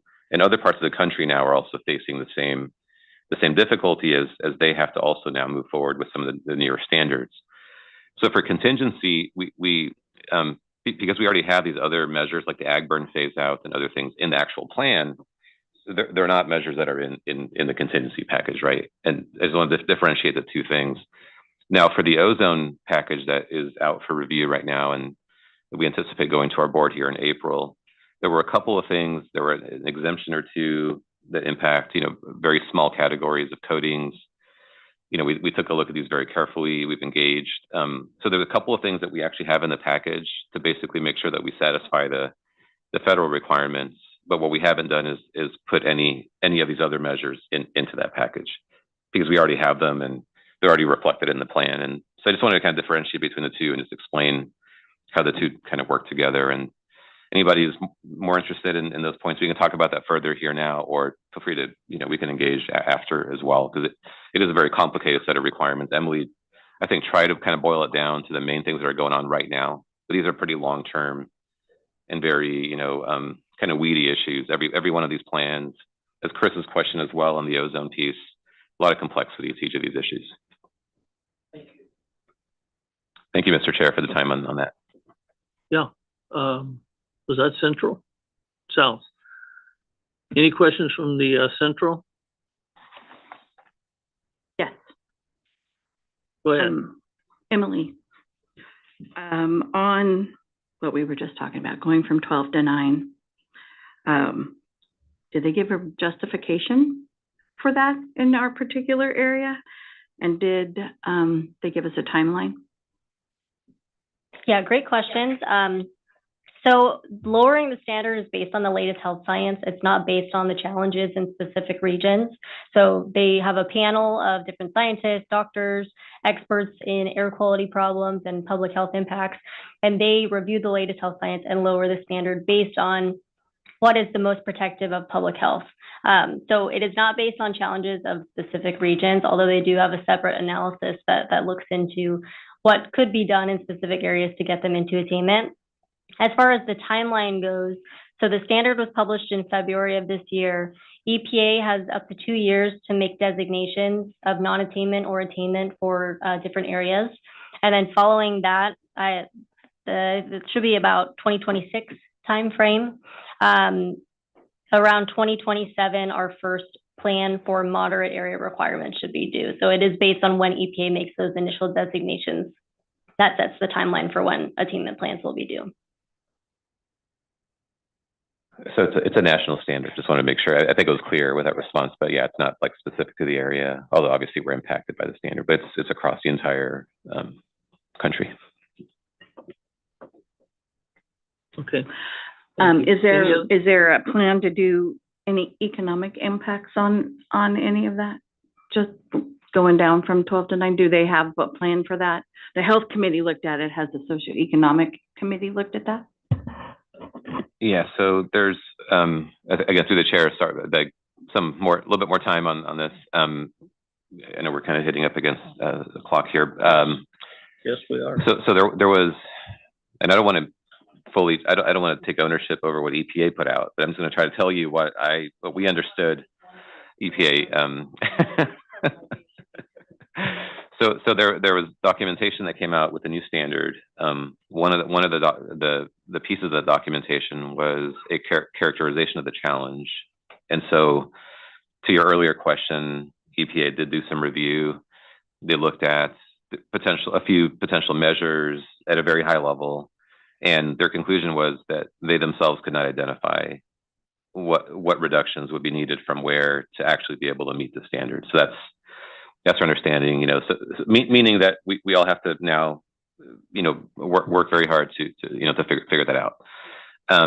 The other piece is that part of their documentation, I think at a pretty cursory level, did take a look at, I think, both the health benefits and at a very high level, they looked at cost and health benefit, a monetized, sort of benefit. So there's an appendix that's got, kind of a lengthy write-up on that. Now, as you move forward with a plan and as you move forward with any regulatory measure, there's also the socioeconomic work that has to go into every other thing that happens from this point forward.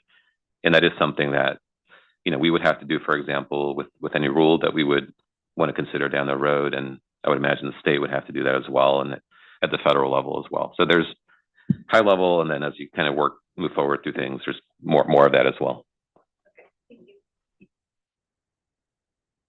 Thank you. Any other questions, South? Okay, let's move on to item 12. Receive update on the district's zero emission landscape equipment program. Todd.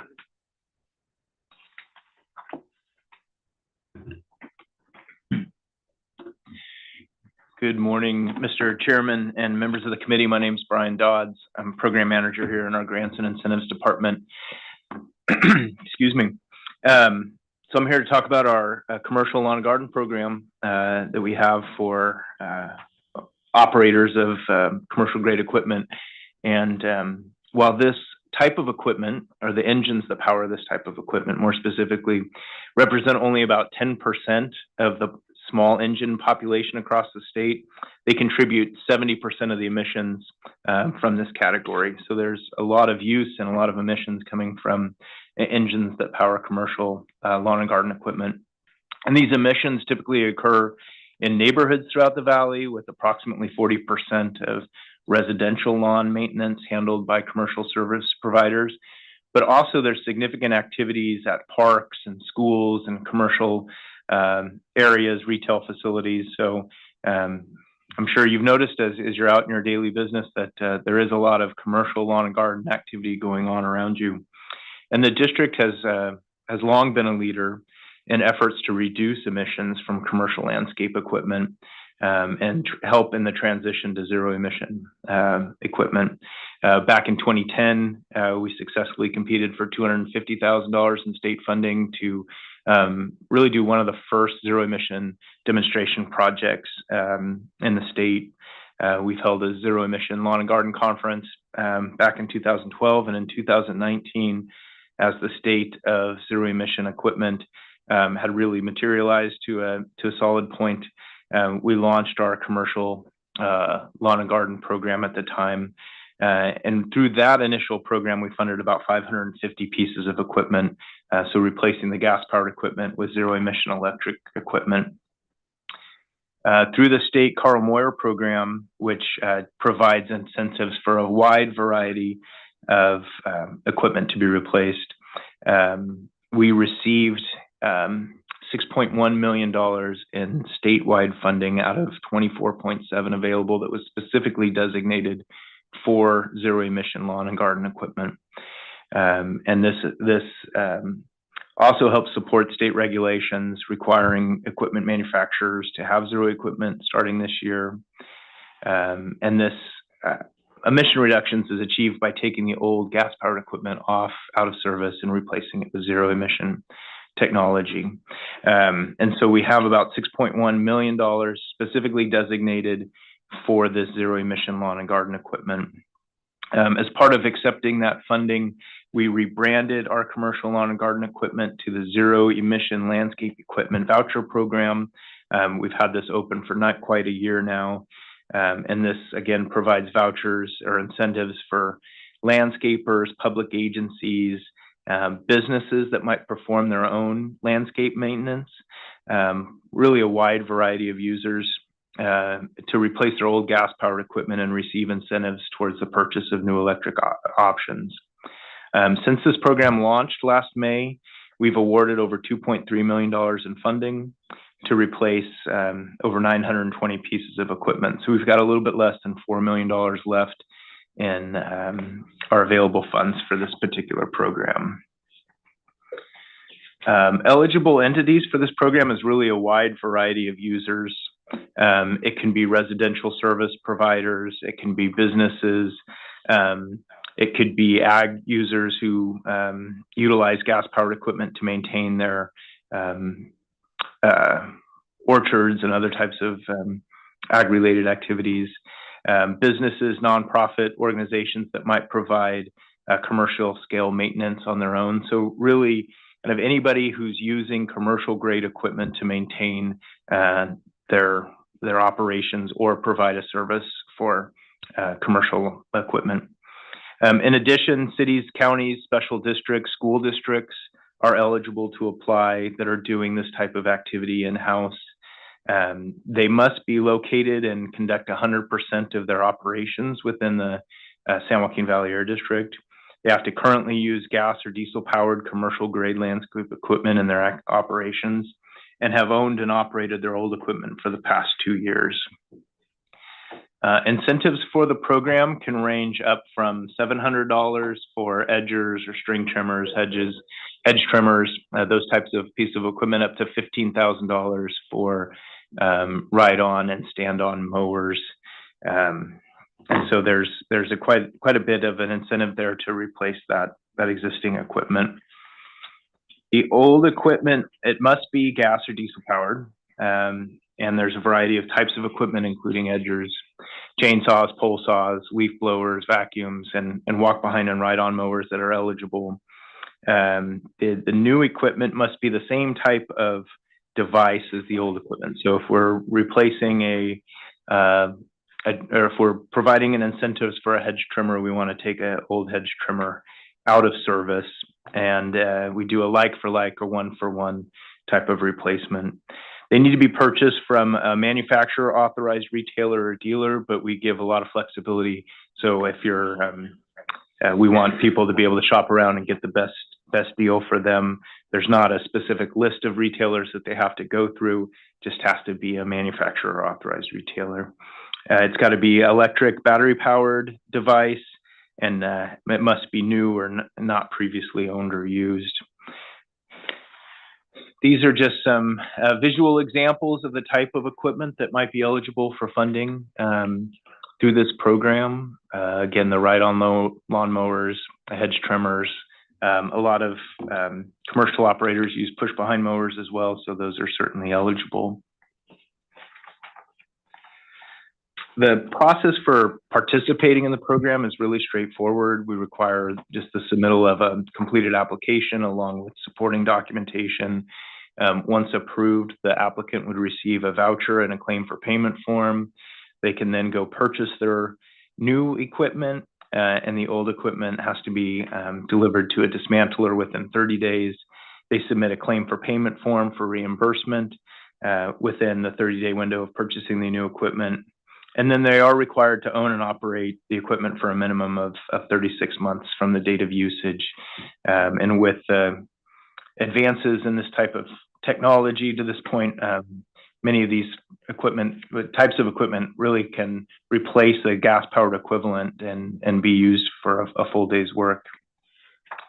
We've done a lot of outreach over the last year to help support implementation of the program. We've gone to a number of in-person outreach events, and these events are really beneficial in that they allow the end users to have the opportunity for really hands-on usage of the equipment and dialogue with equipment manufacturers.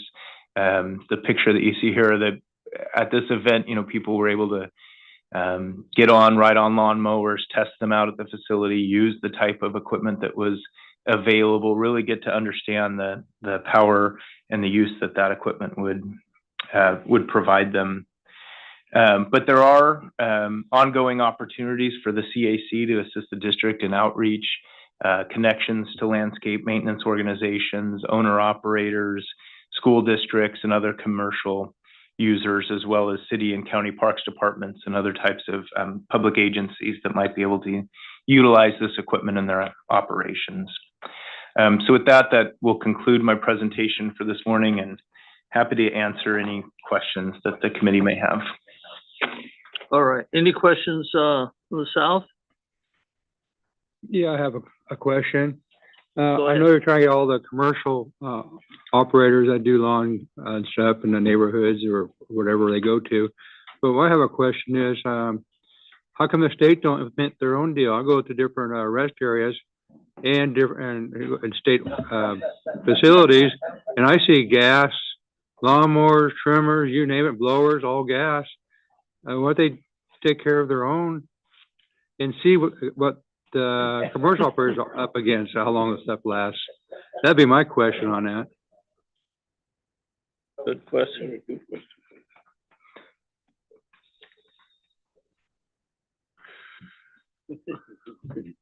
No answer?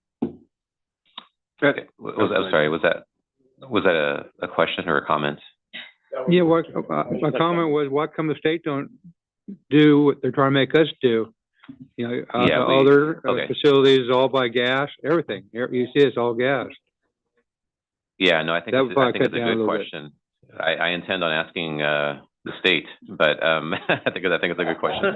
I do want to say, you know, from a regulatory perspective, which is not our rule, to be clear, it's a CARB rule, but it's a I'm trying to find the terminology here. It's a purchase a purchase requirement. Yeah. So basically, as a point of sale requirement. That's the word. Thank you, Brian. So I think at the beginning of next of 24, manufacturers have to offer zero emission equipment. Is the beginning of 25 though? I think it's the first of. So we'll get you the detail on that. But basically, whether you're the state or anybody, at that point, if you're buying a new piece of equipment, it's going to have to be zero emissions. So I think everybody's going to be subject to that. But as to what the state is doing and whether or not they're transitioning and all that, I think that's a great question for the state to answer, which I'm happy to ask that question. Okay, anybody else in South? Central? Yes, great comment, Samir. I think I'll go back to the question. You're right about 25, 26 year, no more. Some industries will have a longer time. I think the state did the same thing with the truck roll. No logger that has a 48-inch bar, chainsaw bar, trimming dead trees in the forest is going to have a battery operated chainsaw. That's insane because of the amount of work that it has to do with the chain, et cetera. And to be caught with a chainsaw running out of power in the middle of a fall is insanity at the greatest. I guess the chainsaw person is going to run on the other side of the tree and try to hold the tree up till his friends can come over and pull the chainsaw out, I guess. So they didn't think through this. But my question, Ryan, maybe, Samira, we talked about this. We're going to put all these people, businesses, into electrifying their equipment. We help them with those costs because the cost of that electric equipment is going to escalate. There is no doubt about that. For somebody to tell me, oh no, the more you sell, the cheaper it is. Not in this state and not in this economy. Is there any thought by ARB, because this is their program, about helping that person that kept their thing running for 36 months? We don't know if that edger is going to work for 36 months just due to mechanicals, due to the conditions, the heat, the coolness of the battery, all of those wild things. Has CARB come back to you and said, we're also going to have, when that piece of equipment wears out, you bring it in and we're going to give you an incentive to help you repurchase another one. Okay? No, there's nothing. I'm just looking at your face. It looks like you just got hit by deers in the headlights or something. And Samir is not wanting to say too much on that. But to me, we're going to give $6 million and we're going to make them do all this. And then what do they do down the line when the cost continuously goes up? The piece of equipment doesn't work. How do they maintain their business of taking care of the landscape stuff? The whole entire issue. Has there been discussion with CARB giving a incentive after you purchase it to help them get into the second one so they don't try to? Now, are they going to go outside? Is the gas patrol, highway patrolman going to ticket a landscaper? I hope I don't use my police department and my sheriff's department to go out and ticket for CARB. If CARB wants to monitor, go hire a bunch of people and run them around the damn state ticking a person for not having a gas rig. But I'm just furious at this issue because I understand the pollution absolutely is huge. but we're just taking businesses and throwing them out there, taking away what they got, but yet we don't have a future plan how to keep them going, if that's our intent for electrification, okay? Some industries cannot. My industry cannot have a stupid battery. I'm sorry, it can't. I have to deal with Mother Nature. The forest has to deal with Mother Nature.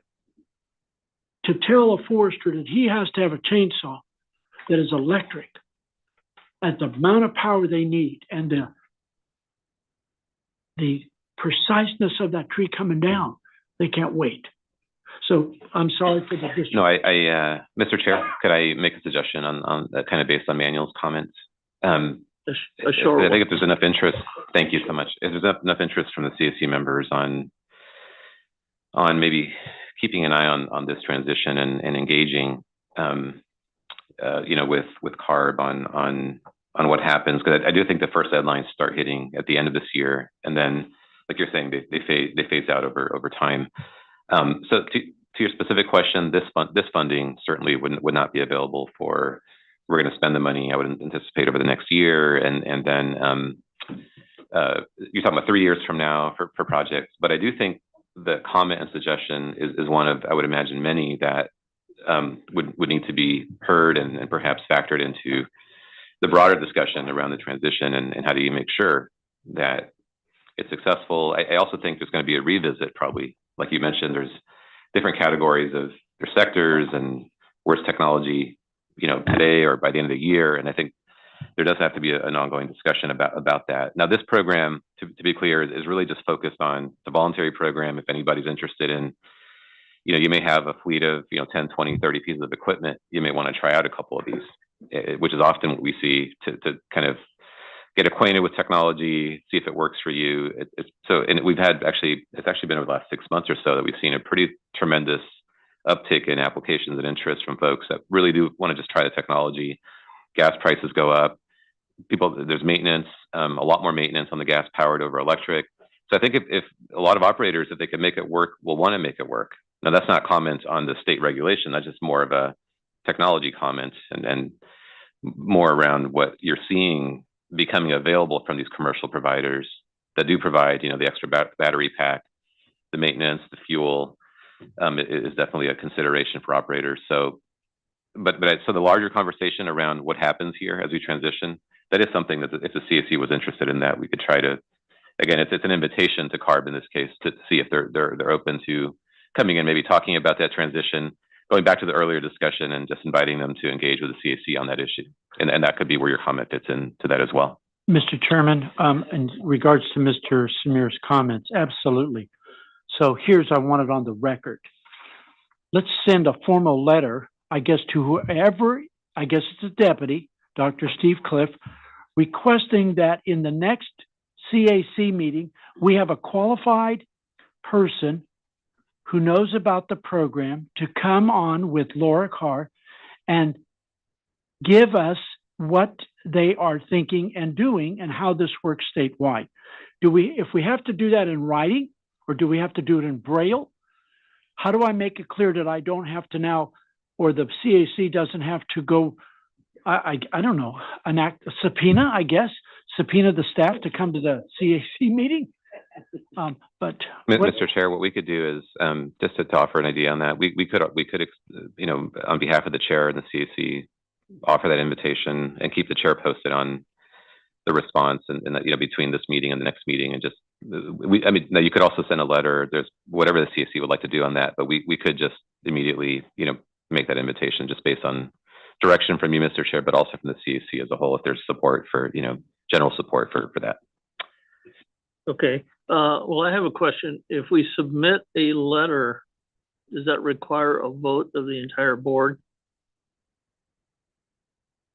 Or can I just ask you to have that conversation with CARB? I would anticipate, I think to be safe, you'd probably want to take action on that, formal action, if you wanted to submit a letter, and just make sure that the direction was clear as to what to include in that letter as maker of the motion, whoever wants to make that motion. But I'd probably lean on, my recommendation to you, Mr. Chair, would be to probably take some formal action on that. If you wanted to extend an invitation in the form of a letter, as opposed to, a little bit less formal, approach for that. I move that we send a formal letter and be signed by the chair immediately. I second. Okay, Just to make All sure right, we that, and have that letter could you, maybe it would be a request that CARB engages with the CAC on the state's regulation, zero emission, small engine or small off-road engine. I think that's what it's called, the SOAR regulation. Yeah. yeah, we have a motion and a Okay, second. all right, so let's just make this good. Let's just do it. I also Well, would add to that Manuel? request. Yes, Manuel, yes. I don't think the board has a problem with that, but I think it needs to be more specific as to what the letter is going to address or request. We just want qualified, the department that is in charge of this rule, come to us and present the program requirements of this rule. I secondly add to that the bus and truck rule. That means we don't have enough paper, but we want someone qualified that knows the rule, knows the law. I mean, I feel so saddened that your staff, Samir. You're making a motion. Oh, God, that's right. Just a motion on that. I'll stop. And address the. And I second Okay. that amendment. Okay. For any action items, Mr. Chair, we do have to call for public comments. So Yeah. are there any members of the public in Modesto that would like to comment on this motion? No comments in Modesto. Thank you. Are there any members of the public in Bakersfield that would like to comment on this motion? No public comment in Bakersfield. Thank you. Are there any members of the public in Fresno that would like to comment on this motion? And, None, and none online. Mr. Chair, before we move to vote on the item, another quick clarification. It's very quick. On the truck regulation, are you talking about the advanced clean fleet? There's different regulations. I'm assuming you're talking about the advanced clean fleet regulation. Okay, just want to make sure. Okay, Okay, thank you. all right. And before we vote, I'd like to at least get a clarification. Can that also include whoever the representative is, be in a position to discuss the consequences that Mr. Cunha has brought up and the effects we're going to have at the various ports? Is that correct, Mr. Cunha? Yes, good luck. Don't put that in. Okay, we have a motion and a second. Roll call. Okay. Mr. Cunha, Absolutely, yes. Mr. Clark, Yes. Ms. Lopes, Yes. Mr. Hofstall, Yes. Mr. Savage has left the meeting. Mr. Rios, Yes. Ms. Deming, Yes. Ms. Holmes, Yes. Mr. Liba, Yes. Ms. Agers, Yes. Mr. Cryer, Yes. Ms. Morrow, Yes. Mr. Troost, Yes. Mr. Delgadillo, Yes. Mr. Cantu, Yes. Mr. O'Brien, Yes. Mr. Maderos. Yes. Through the chair, motion passes. All right, thank you. Moving on to item 13, AB 617 implementation updates. Stephanie, can you give us a really short report? Hi, I'll keep it brief. Thank you, everyone. So my name is Stephanie Ng, and I'm a program manager in the Community Strategies and Resources Department. Some quick updates. As just a little bit of background, CARB has 4 selected communities: Fresno, Shafter, Stockton, and Arvin-Lamont, and we work with a Community Steering Committee, or CSC, which is made up of residents, businesses, community-based organizations, other agencies, and that we kind of work together to implement clean air strategies.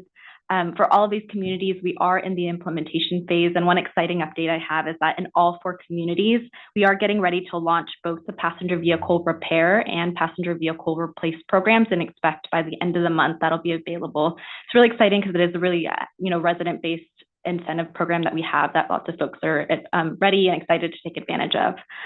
We are also continuing in-person meetings, which again are crucial opportunities to engage with community members and also to build really important relationships with businesses and various agencies.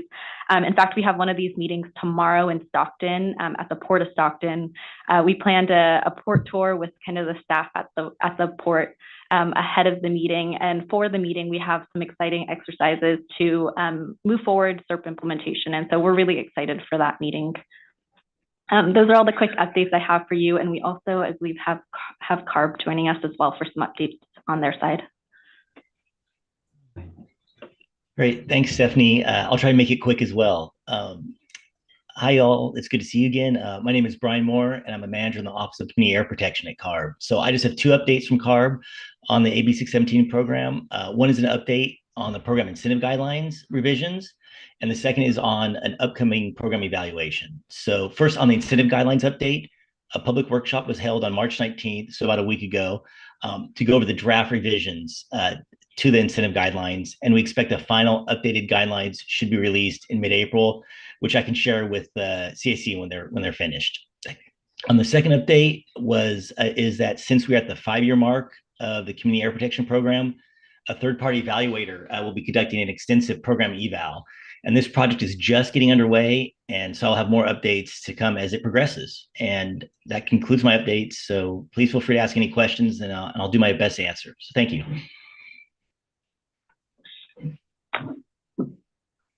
No questions. Thank you.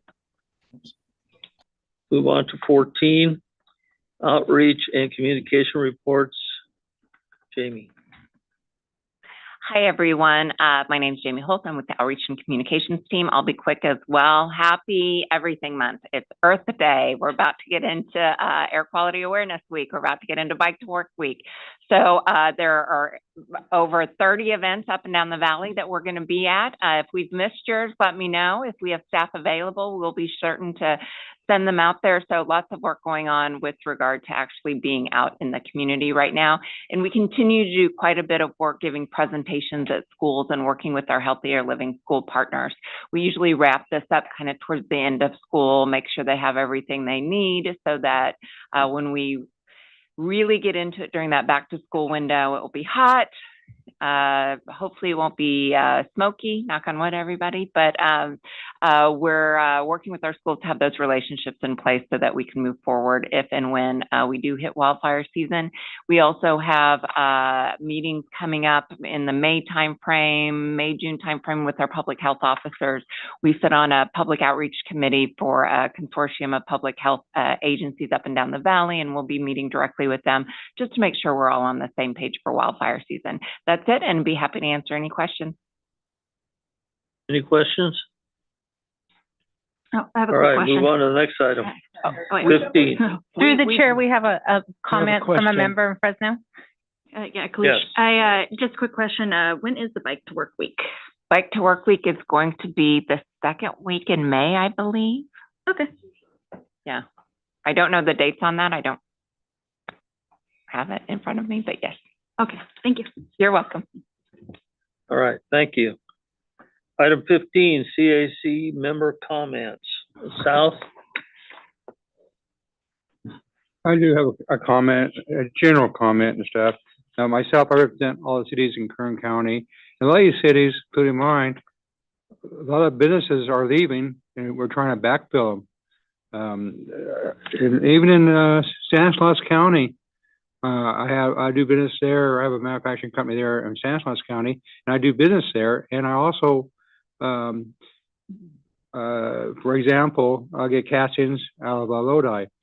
And now that company got bought out. My castings went from $6 and some change up to $33 and some change a piece for each one of them.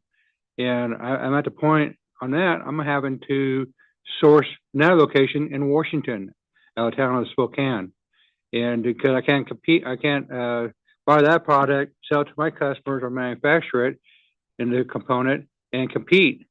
And so a lot of us is moving out of California or restart some of our products and stuff out of the state. We need to work on be saying about what's going on, that what we do, there's always a reaction whatever action that the board here takes. And we need to look on the size, what is a cost benefit versus a cost loss on each things that we approve of. And because pretty soon we'll get our net zero, but we're gonna have any more businesses here in our state.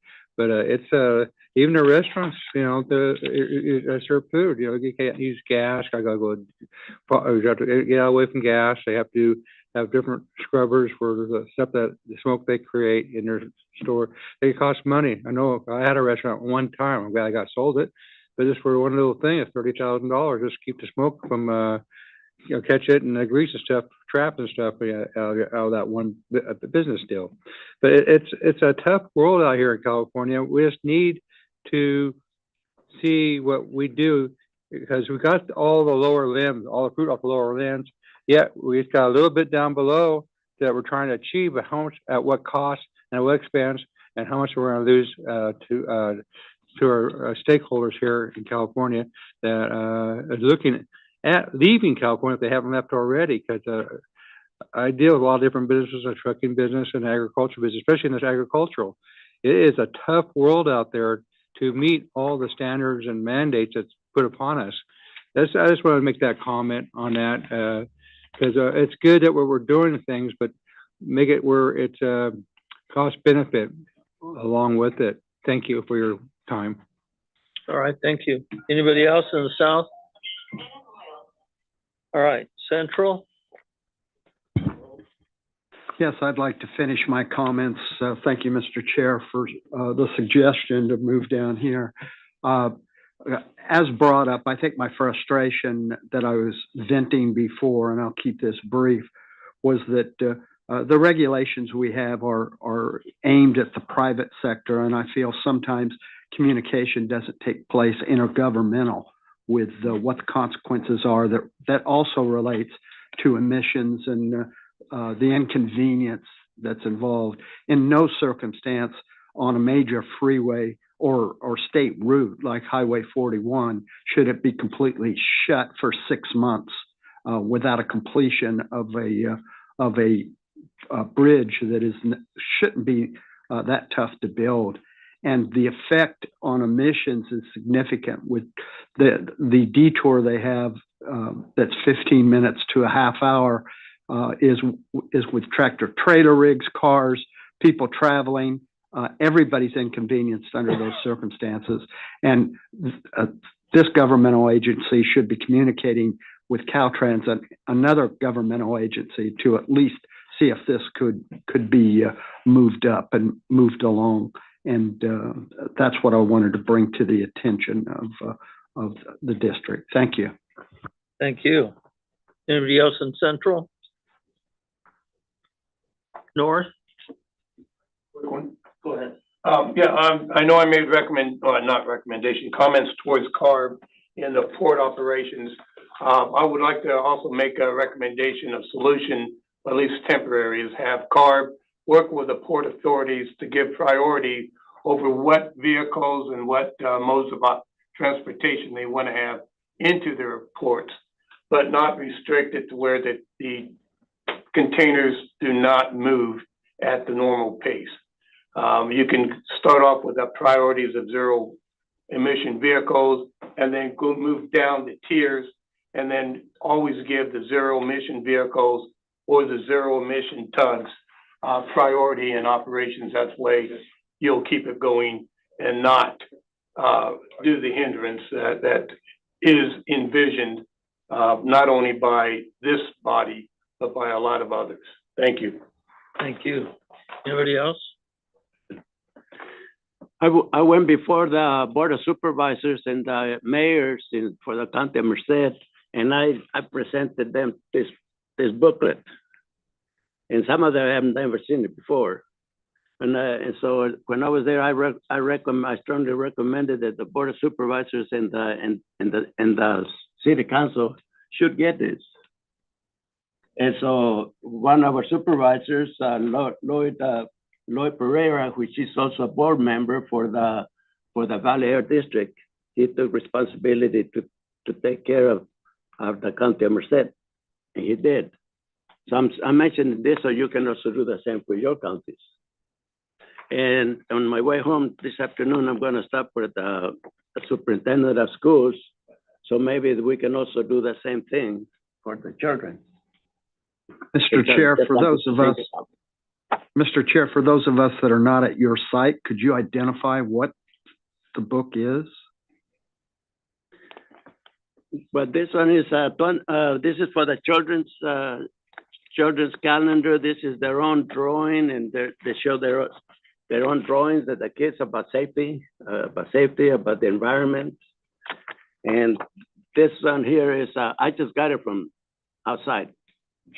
This is a 2024 Healthy Air Living Kids Calendar. And this one is the 2022, that's 2023 information for the community. And it's also printed in Spanish and English. Mr. Chair, really quick, at our upcoming April board meeting, we're going to be approving, hopefully through the board's review of the latest annual report to the community. And we do distribute it out to all the clerks, but I think as I hear the comments, the question is, how do we make sure there's even wider, dissemination so that everybody sees that? So we'll definitely make sure the CAC also gets a copy of the latest annual report. And then if you wouldn't mind, if you're interested in sharing that maybe with your constituencies and others that you think would want to see that. It's actually a really good, I would call more layperson's summary of the different activities that go on locally, especially like the work that we do. It's hard to cover all the issues, but the work that we do certainly. And I think it's really good for the public to see, that the businesses in the valley, agriculture and others are working hard. The air quality is improving. We try to recognize those efforts and different investments that are being made. So it's a really great resource. I appreciate the comment being raised, and I think we'll keep looking for ways to better disseminate that information. So I appreciate that. Okay. Anybody else in the north? Yes, please. I have a question or a comment. It kind of goes back to the zero emission. We talked about that 36 months that the equipment is supposed to last that time, which is kind of a blanketed number. And if you see the vast types of equipment, I would think that there's a difference between, whether something's going to last a year or whether something's going to last 3 years. Maybe some equipment can last 5. Are we going to be tracking that, having people have the ability to say that their piece of equipment didn't last that amount of time, whether the batteries aren't going to last? I work in other regulatory groups, and so a lot of times we have really good air regulation, but then we go back to cause and effect.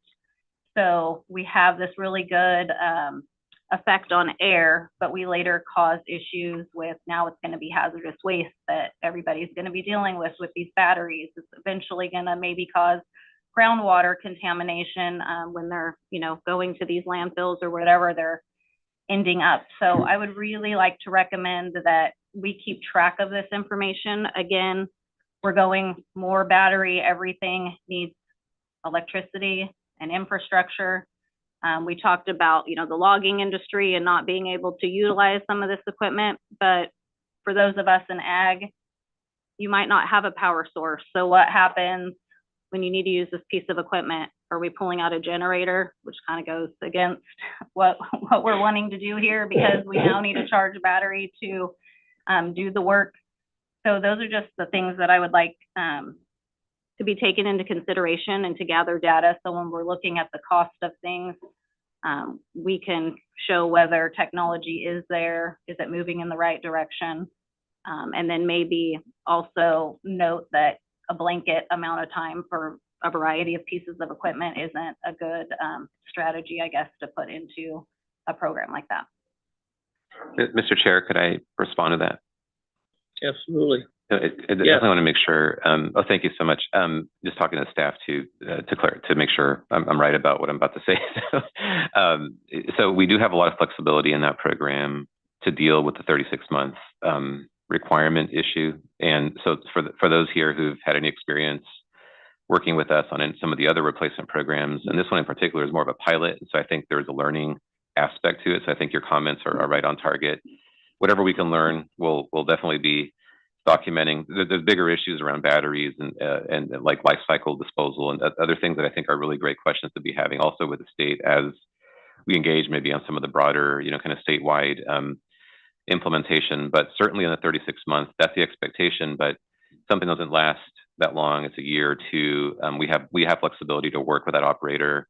We can figure out, how to, everything from closing out the project if there isn't another solution that that we could work out in terms of maybe under warranty, get a replacement part or whatever it might be, or just try to address the issue. So just want to provide that assurance that as we think about these programs, that we've been able to be very successful and very service oriented in how we deal with the partners that take advantage of these funds. So please, if we can figure out a way in our materials to also make that clear, so that we don't scare anybody away, from maybe being concerned about that time frame. I think we'll look at that as a suggestion as well. Thank you. Just to kind of take what Mrs. Holmes there is stated one step further, when I receive your reports, the staff's reports, I get all the technical numbers and knowledges and reasons and all that. But I think the element that's missing from those reports is what effect is that having upon other issues, as pointed out, the state's infrastructure for more electrical demand, the length of the effects of a program on lawnmowers. I understand the 3-year limit and all that, but what I gather from a public member is that after 3 years, nobody gives a damn. Okay, so those are the elements that I think, if you can, add to your report, but don't add another page. Just take out some of the technical stuff that makes a good report. The last item is we need a volunteer to present report. Yes. I'm going to give you a call. I'm going to circle with you on that. I definitely want to make sure I understand exactly what you're saying there, because okay.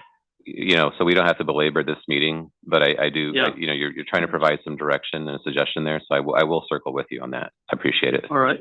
By the way, Samir, where are you located? Are you in Fresno? Yeah, I'm personally located in Fresno. Yes. Okay. Do you ever come to the north? Yes. You do? Well, when you come to the north, give me a call and we'll go out to have some lunch and I'll tell you how I see the world. Yeah, I'll take you to lunch. Sounds good. All right. Thank you. By the way, I've been to Fresno and it's okay to pass through.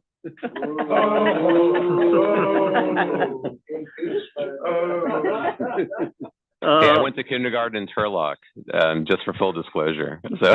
Okay, there you go. Small world, you're right.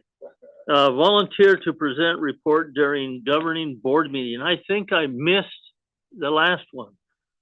I don't know if anybody here knows that, but for some reason I didn't get the communication and nobody showed up and everybody was upset with me. So if somebody wants to volunteer, if not, I guess I'll try to make this one.